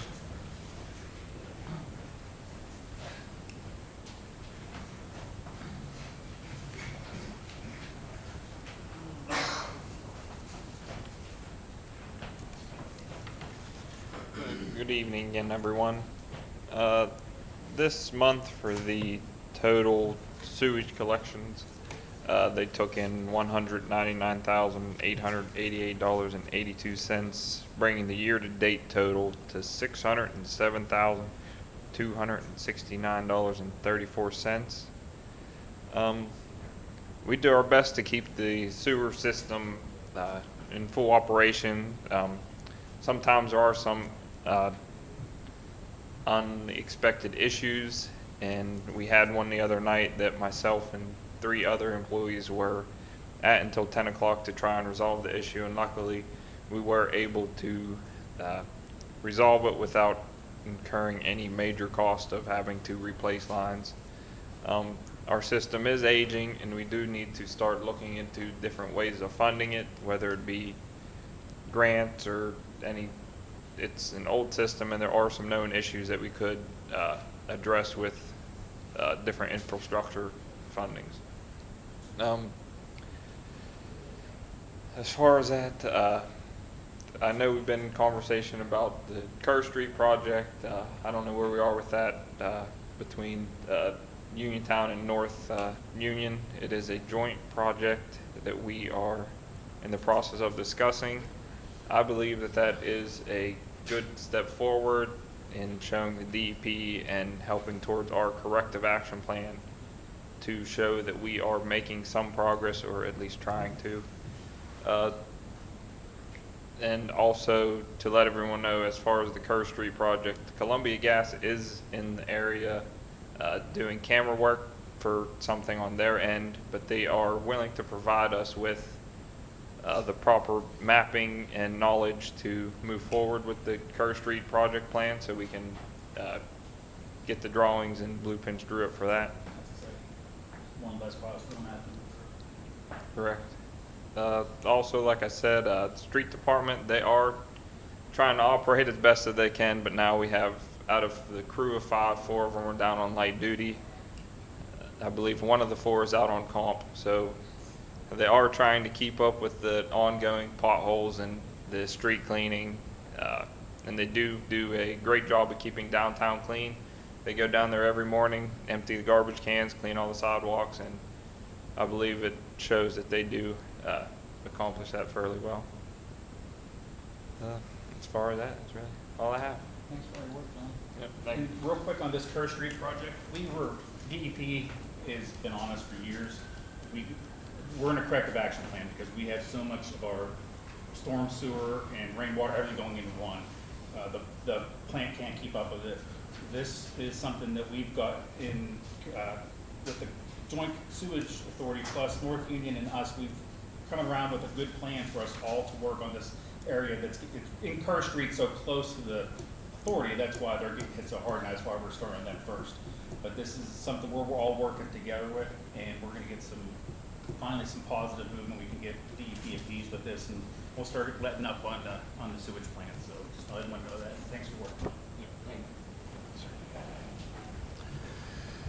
Coordinator of Community Development.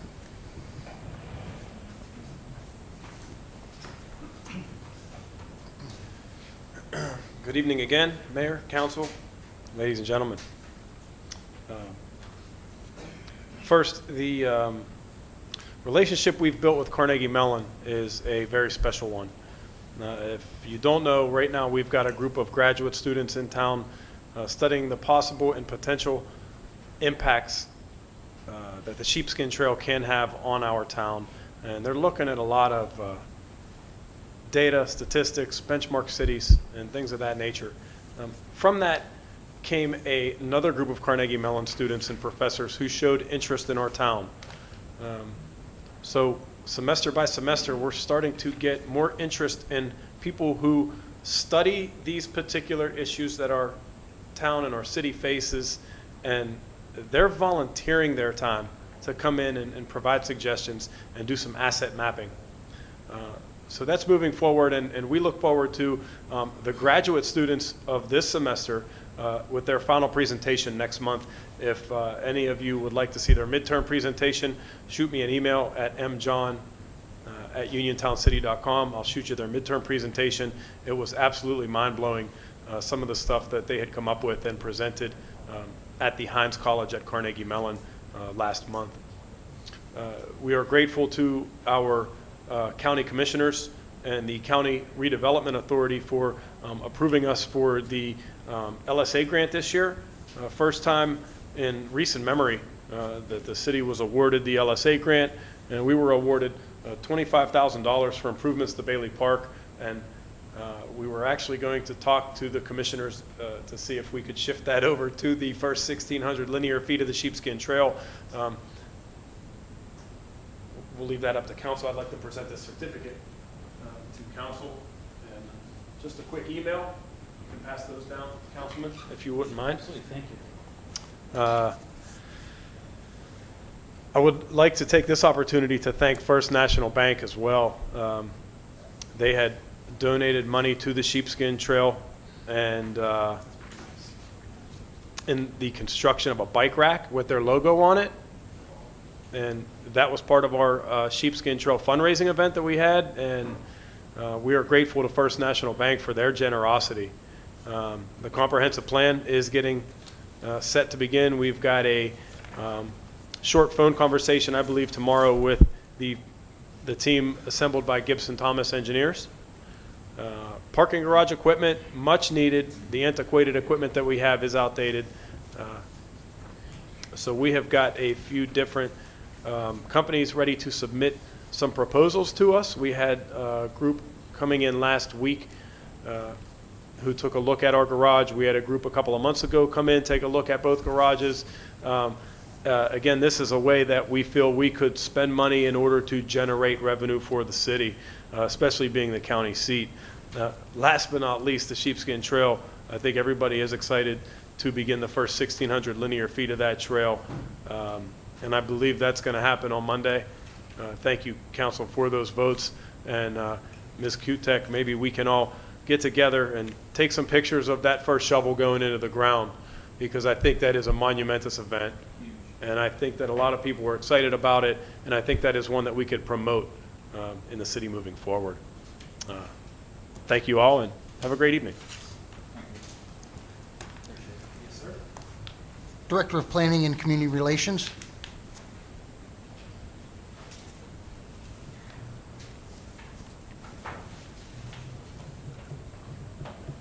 Good evening, Mayor and Council, ladies and gentlemen.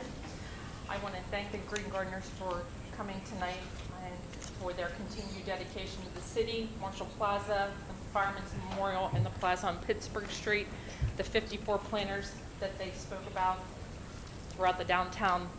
They make the city bloom every year, and I'm grateful for that. I'm asking for help volunteering with the watering process. These ladies have selected and purchased the plants and soil. They need help with the watering, and I want to thank the Uniontown Fire Department for their continued help with that. We need a little bit more, a few more bodies down at Marshall Plaza. That seems to be the area that is the hardest for them to work in. I will continue my efforts to seek volunteers and help with watering. My efforts have included reaching out to Matt George, business owner and member of the RACU, Lauren Yeoman of the DBDA, and Hillary Griffith of the Uniontown Fire Department. And we'll get a plan before not too long. Mayor and Council, thank you for approving item number 97. And a huge thank you to Pennsylvania American Water, especially Tim Berdar and Brent Robinson, for their generous donation to the city of Uniontown. I promise you it will be put to good use. We are looking at exterior U.S. flag retirement boxes to be placed at the Uniontown Fire Department and possibly at the post office on Fayette Street. I had a meeting with the postmaster yesterday afternoon, and she was very excited to see this be placed there. I think this is a great high traffic area and exterior. I know there's a box inside the courthouse, but there is nowhere outside in the city. So hoping to spend that money there. And then also the name plaques on the flag post at Marshall Plaza. As mentioned, 3 have been stolen and 2 were misspelled in production, which is just mind-boggling. I spent countless hours researching and planning both of these projects. My gratitude goes out to all of those who have helped along the way. Upcoming events in the city of Uniontown. Let us remember Community Cleanup Day is scheduled for April 23rd, 2022. We are meeting at across from Maple Garden Apartments at 8:45 a.m. Cleanup will start at 9 a.m. through 1 p.m. And if the lot, there's large equipment, Johnny, is that equipment still in that vacant lot on Galton Avenue? You know, across from Maple Gardens? The NPL is still using that as a service yard. Okay, so we. Okay, so if there's room, we'll be in that lot. If not, we will be next door at St. Paul's Lutheran Church with prior authorization to use their lot. Limited curbside pickups are still available. Please call my office at 724-430-2934 to sign up. More volunteers are needed. Pickup trucks are desperately needed. If we have the bodies, we need the vehicles to help haul. Compost site will be open on Romeo Lane for residents to drop off, city residents to drop off. Thank you to Faith Assembly once again for stepping up and pitching in. Our event is registered with Pickup Pennsylvania, Keep Pennsylvania Beautiful. They also supplied gloves, trash bags, and vests for our event. Thank you to Sheila Shea at the Fayette County Recycling Center and County Hauling for working with the city of Uniontown. Wanted to mention about the firemen's fill a fire truck. The wish list is on Amazon. So I've spoke with Hillary in great length about this event, and I'm excited as well. It's an easy purchase. Log into Amazon, pick off the wish list, and you've made a great donation for a great cause. I recently attended the Fayette County Chamber of Commerce special events meeting and shared the details of our cleanup day and the Firemen's Department Fill a Fire Truck event. Those events you can also find on City Hall social media, Facebook and Instagram, as well as the City Hall website. Another item I'd like to thank Mayor and Council for approving is item 99, the Nemacolin Community Day. I've been working with Dawn Rice, and this event will be held at Bailey Park on Thursday, August 18th. They're looking to do a softball game of Nemacolin employees against our fire department, our police department, and EMS. So it should be a great, and it's a back to school event, so they will have kids to take back to school with them. I've also been working on the Uniontown walking tour. This project is in its beginning stages with the Uniontown Library, and we'll partner with this endeavor. Muriel Nettle, Chris Bucklew, and myself are currently working on a walking history tour of the historical places in the city of Uniontown. This self-guided tour will be complete with a website and interactive icons. Much more exciting news on this as it becomes available. Farmers Market. We welcome back to the city this year and will offer a wide variety of homegrown, homemade items from and for our local community. Thank you to all that have reached out to me since this project was handed over to me just a little over 2 weeks ago. I've hit the ground running with vendors, rules and regulations, and a registration form. My plans are to move forward and adopt a volunteer Uniontown Farmers Market board to make this a huge success. Please stay tuned for dates, location, and time to be determined. Mayor and Council, I've given you all, you're looking at it, just a little booklet of things that I've had in the works for the last several months. There's some email exchanges that you might recognize, but also some new items that I want to make you aware of. And if you have any stuff going on, I know. Yeah, I've been busy. So if you have any questions or have any ideas and would like to contribute, please visit me or call my office. Thank you. Have a good evening. Thank you. Thank you, Laura. It's time now for public comment. Parks. Parks and Recreation. I'm sorry, Joe.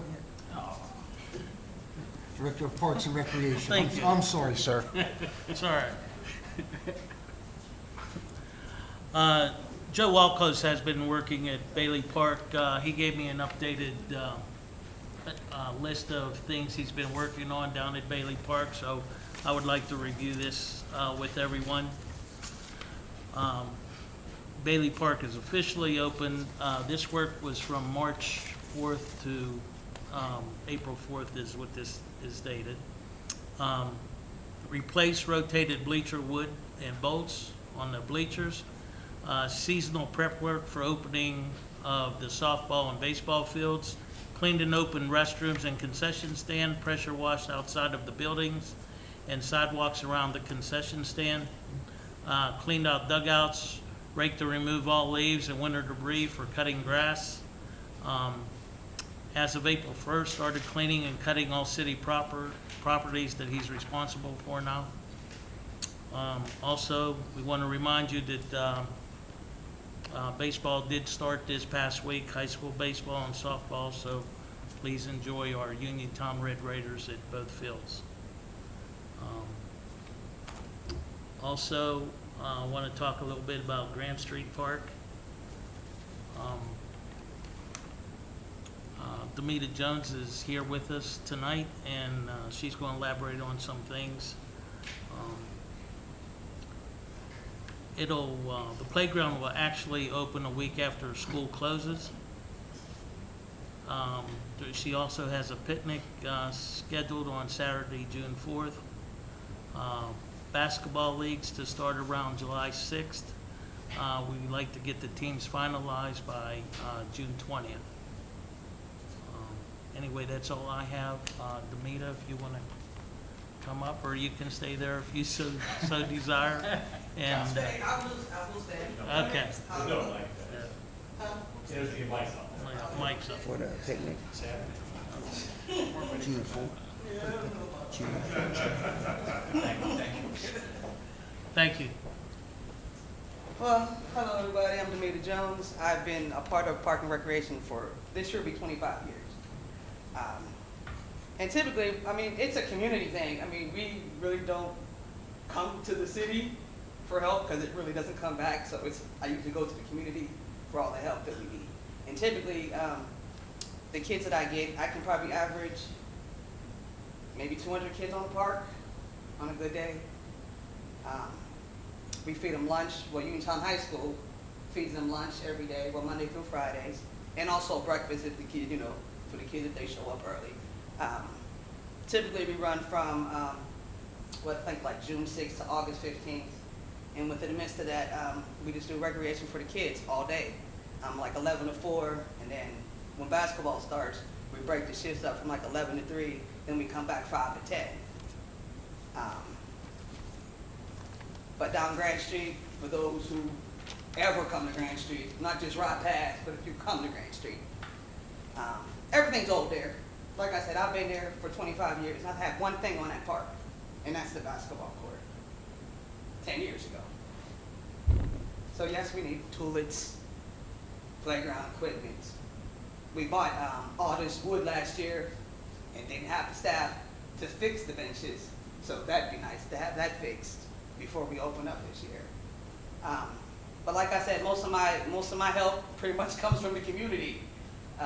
So if you have any kids that like to do basketball, I mean, we have like the first part of our day, we do person-to-person type stuff. Because most of these kids out here don't have people to talk to or afraid to speak to their parents. So pretty much, it's pretty much a lot of counseling down there. And it's keeping these kids off the street, you know. If nobody else knows, it's my police buddies. You know, they control, when I get anything over 100, I have police on my park. Even though all this stuff seems to happen in the streets of Uniontown, I've had one incident in 25 years.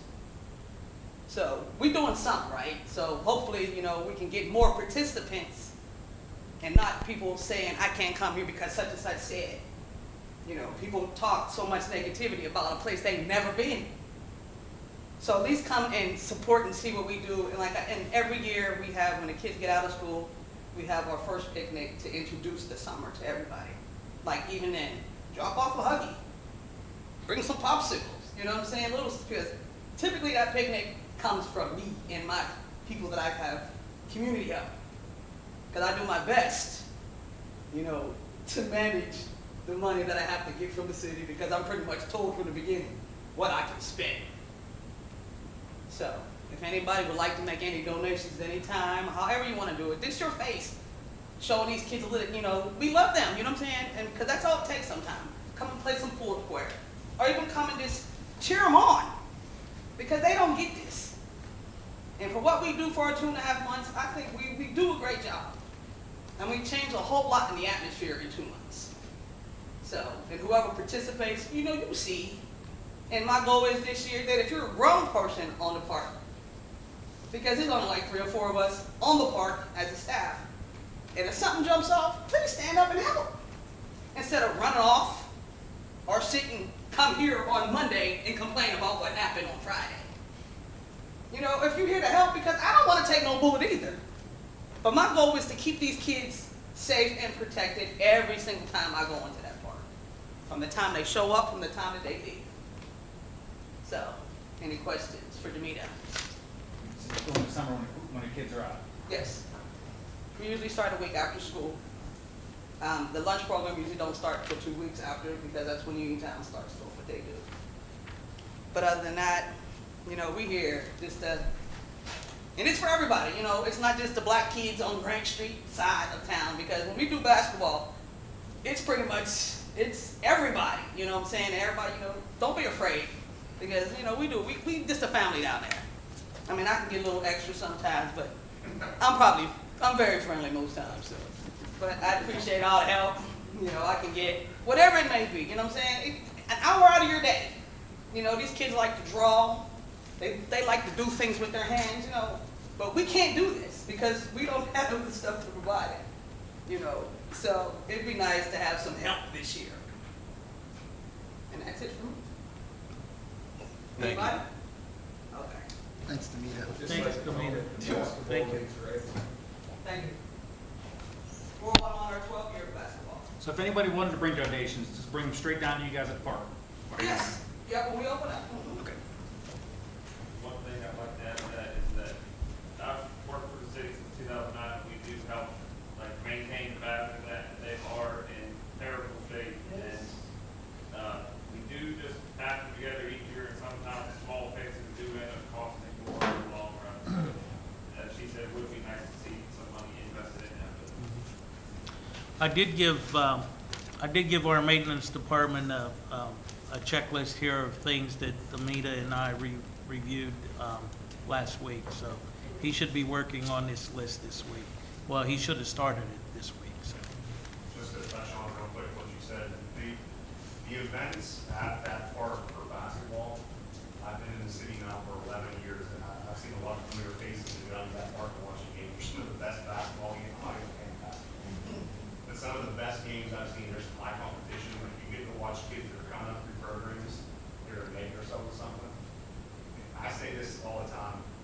There's no issue. We've never had a major issue though. And I don't want people to have the perception that there's major issues though. There's not. It's a safe place to take the kids to watch a game, go get a hot dog, and actually have a decent time. My guys actually have a really good time on there, interacting with the community. We actually get out and get to talk. You'd be surprised at how many people want to talk to people time. For real. I appreciate all the work you put into it. But I don't see it. That's why I asked you at the beginning of this meeting, when to start. Anything else, Joe? No. I want to say something real quick, unless there's somebody else for public comment. We're going to go to public comment. Do you have something to say now? Well, I just, real quick before we lose track of what, that was, I'm going to go down to see you guys, but I want to touch real quick on what Laura's talking about with the flag boxes. I'm a disabled veteran, and these boxes, this is huge to me, thank you. Not a lot of people know what to do with the flags when they're done. And to be honest with you, there's not a lot of people that care. With all this wind and all the storms, if you guys see one on the side of the road, even if it's one of the ones that sticks, rip the stick off, take the flag, toss the box, please. It means so much to so many people. You just, even it's just a simple thing like that. Just rip the stick off, put it in the box. It'd be so helpful, and it just shows a lot of respect. So I want to tell you that part touches my heart. So thank you for that. Thank you, Steve. Anything else, Joe? I'm sorry about it. That's all right. I missed you. Okay. Time for public comment. I think we all know the rules. Be considerate of others people's time. So it's time for public comment. Whenever you state your name, state your address, and go to the podium to make your comment. Do we have any public comment? Yes, ma'am. Oh, sorry. Mine's quick. Okay. Mine's real quick. Don't sit down.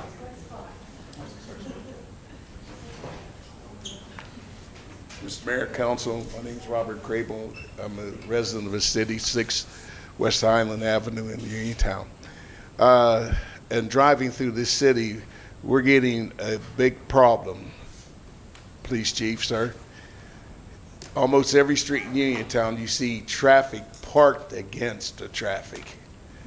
There's people stopping to pick people up. They're not turning their cars off, high beams on, and you're coming down the street and almost getting blinded and the chance of hitting cars. And it's becoming a great problem in this city. I just want to make you aware of that.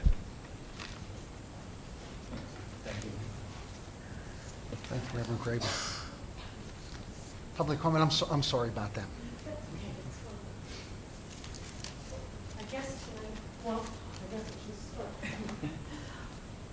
My name's Debbie Miller, and I live at 2 North Emerson Street, and I'm here talking about the potential Dollar General at the Credit Mansion, just keeping it in the news.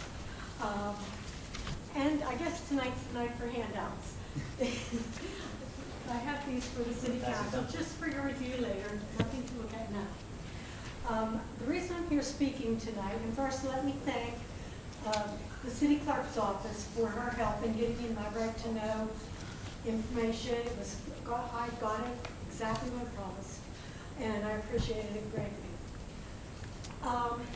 What I found out with the right to know, when this started at the February meeting, it was stated that the Credit Mansion property was already commercially zoned. That commercial zoning happened at the same time the chiropractor's office was zoned commercial. That is not accurate, and that is completely wrong.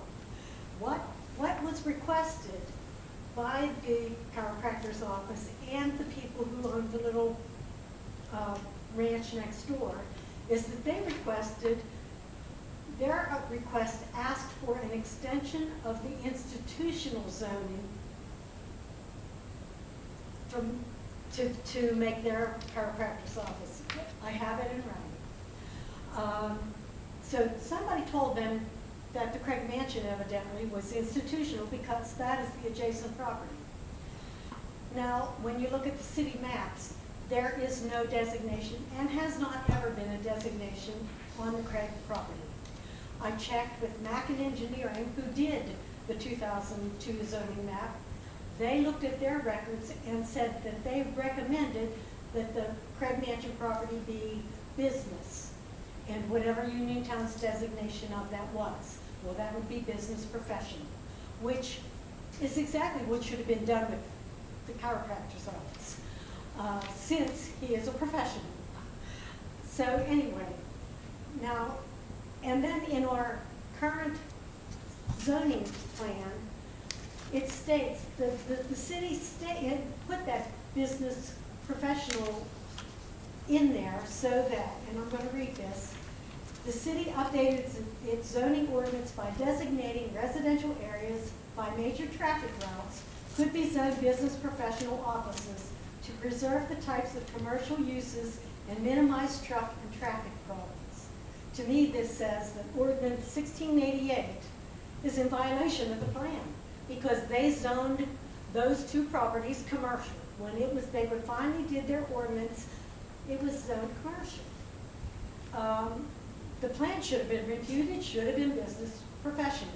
And I'm not 100% sure, but I do believe that it's actually within City Council's authority to reverse that, to make that business professional, and that's for you guys to figure out. I just wanted to bring it to your attention. And I appreciate all the interest here.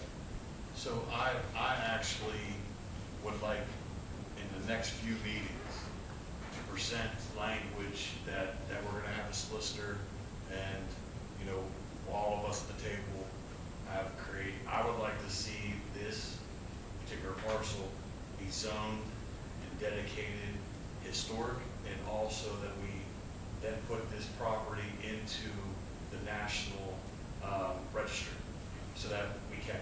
And to get back to Ms. Kutek, she is working on that walking tour. This will fit right in there. And not only that, when we set that, that will also protect that neighborhood, which would not be in existence if it wasn't for Mr. Crane. Yes. And, you know, young folk like myself, and I'm getting older now, but, you know, when I was growing up, I didn't know those stories, that how, you know, it wasn't until further I talked to my great aunts and uncles that would say that whenever they were younger, you know, what this place was. And to hear these stories, amazing. Because when I was growing up, you know, that it wasn't that. And I wish I would have known more about that property. So really, I am very strongly interested in making that property, and I do believe that council has that jurisdiction, to designate that property as historic, and that we may also, at the same time, start looking at other places in the city that we can also do the same thing, because to preserve that history, it's very important, because if we don't know where we was, we do not know where we're gonna go. So, and I think it's very important and very enlightening to hear all of this information about the Craig Mansion. And, you know, I thank you so much for doing what you have done. It's not easy knocking on doors. No. But it's kind of like what we have to go through to participate in this. And it's a humbling experience, which you folks have done as well, to fight for something that is greater than yourself. I applaud you. I really do. I would like to see that language created. I'm not sure how everyone else here feels about that, but I will be one of the proponents on that. Now, I wanted to state something else too, and this isn't for, this certainly benefits the people I'm fighting, and I'm happy to help them in this way. If the Dollar General doesn't build there, my group is working with Scenic Pittsburgh, and they are all about historic preservation. They have given me so much information of grant money that would be available to the current owners of that property to help them keep the historical integrity and perhaps put medical offices in that, whatever they wanted to do, something professional, or or continue it as apartments. I actually reached out to Mr. Jarosco. I didn't have his email, so I sent him an email through the,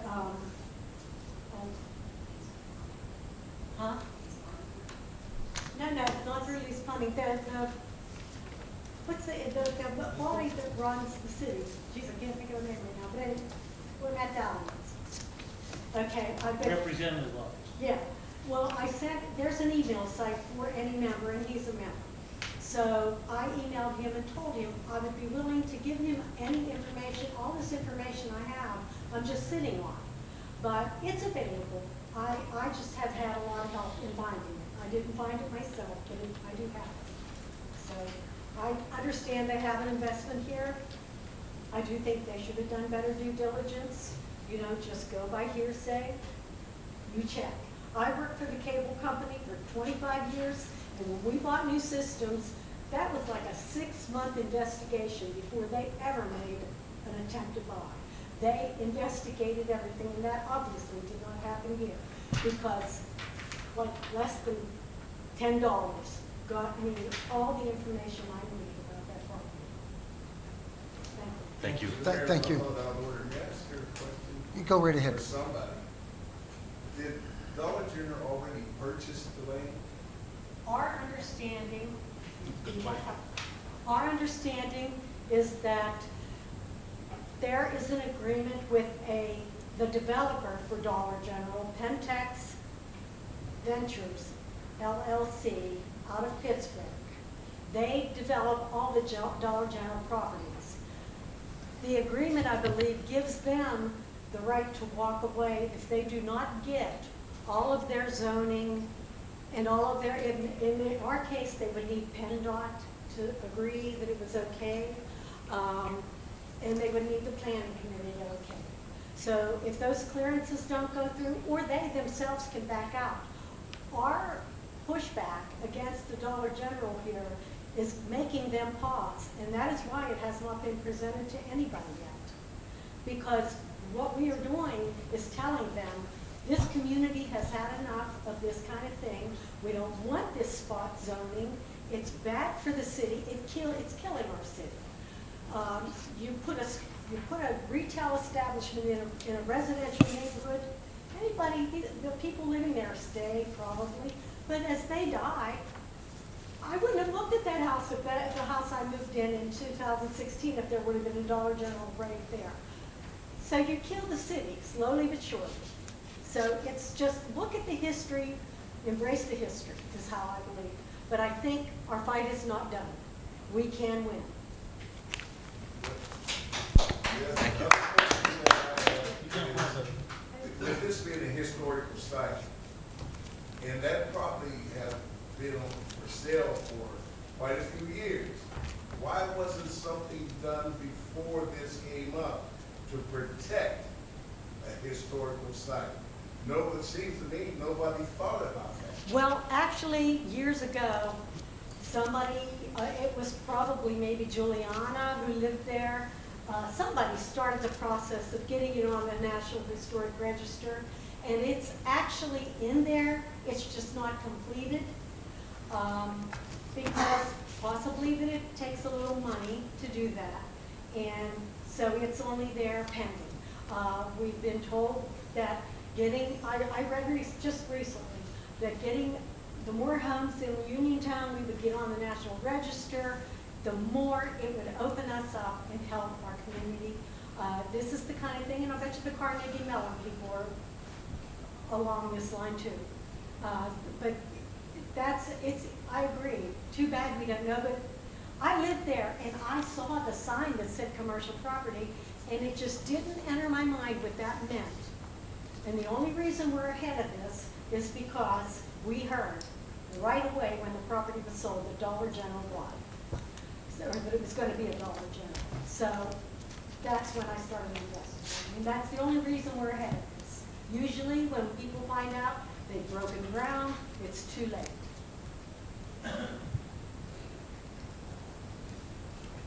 Thank you. Mrs. Miller. Thank you.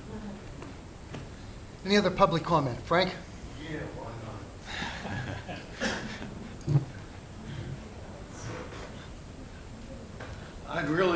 commend Debbie for her work here. I think if you look over the packet she's presented, this is just simply compelling evidence against the Dollar General. She starts off with a letter from John Ober, who I believe is city engineer, and told us 2 months ago, without a doubt, that was commercial property. The letter from John Ober is dated February 29th, 1916, and it's a request for a zoning change on 2 lots on Morgantown Street near Judith.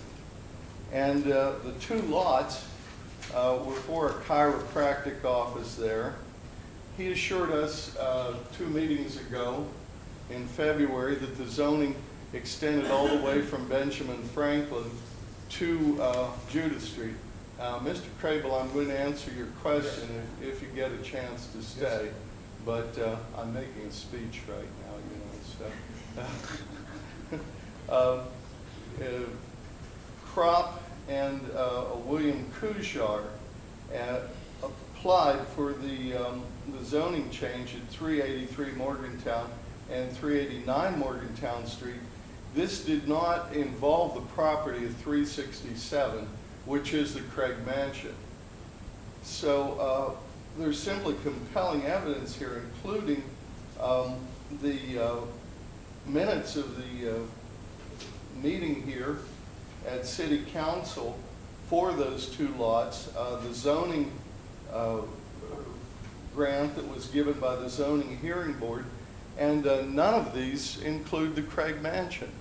So we have been misled. And this is something for City Council, I think, to consider in future dealings with Mr. Ober, who seemed very certain of what he was telling us. You were talking about historic buildings, Mr. Crable, and protection for them. I've served as president of the Fayette County Historical Society, and for 5 seasons I worked at the Seawright Toll House. The very highest designation is National Landmark status. It literally takes an act of Congress.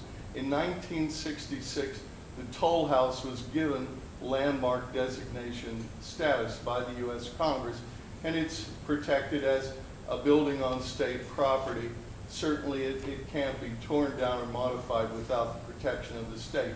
But take a little drive out Route 40 and tell me what you see. Next to the toll house, you see a Dollar General. And what does that do for any prospective tourist or any person coming into this area who thinks of relocating here? It says that, you know, our economy is bottomed out, is what it says. So unless we start to take it upon ourselves, and we've got a leg up here because the city plan is going to be rewritten. So, you know, Solicitor Witt, I would ask you to look into what could be done in terms of protections for buildings. Now, private owner owns a building even with that platinum protection of an act of Congress, they're allowed to tear it down. Several years ago, the owner of the Meeson House was talking about tearing it down. There are only 6 so designated landmarks in the county, the Meeson House being one, and the only thing that stopped it was there had been repairs made there with federal and state money, and he would have to have repaid those grants if he was just to tear it down. That's the only thing that stopped it. So in a very historic county, we have 6 national landmarks. Then there are lesser areas of protection. But a private owner can certainly do what they want. The sad thing in this case, for our city, I think, not just the thought of a Dollar General on a main artery next to a school, is simply that this has hit the regional media. If people come from Pittsburgh, and Debbie can probably speak to this, and they look at this home and say, my gosh, you're thinking of putting a Dollar General here. What kind of area is this? And what does that do to investors, you know, who are thinking about coming to this area, or someone who's thinking about putting their child in school there? You have to start thinking about what kind of community we really want to, pardon me, I've got a terrible cold, what kind of community we want to maintain. And, you know, we want people to perceive us as. So this is really the question, and I think, you know, I'd like again to commend Debbie and her daughter for doing all this work. I had very little to do with it, but I think this has certainly stopped the Dollar General, which would, you know, have to, well, yes, they lease the property, they don't actually buy it. But the very idea of a Dollar General fronting a beautiful, beautiful building like that, that in any other place would be a show place, you know? In any other place would be a trophy house. I think maybe we just got lucky here. Hey, Frank, could you wrap it up in a little bit, please? Well, what would you like me to do? Just, we've gone over our 3 minutes, but we'll give you a little more time to wrap things up, okay, sir? Well, sure. I can wrap it up simply by asking, are there any questions? Do you have any, Mr. Mayor? No, I do not, sir. Does this make you happy? Are you glad we've stopped the Dollar General? What's that? Are you glad we've stopped the Dollar General? Oh, you haven't yet, but it looks like you're really moving forward on it. We appreciate all your hard work. Well, thank you all very much. I hope thank this gives you a little food for thought. Thank you. Thank you. Thank you, Frank. Any other public comment this evening? That's all I have. Mr. Witt? Yes, Ms. Marshall had to excuse herself, so she offered her apologies. I'm going to read the last resolution. Be it resolved by the City Council of the City of Uniontown that council adjourn to meet Thursday, May 5th, 2022 at 5 o'clock p.m. Councilman Visaki? Yes. Councilman Winfrey? Yes. Councilman Shuhon? Yes. Councilman Billy? Yes. Mayor Gerke? Yes. Thank you all for attending. Thank you, everyone.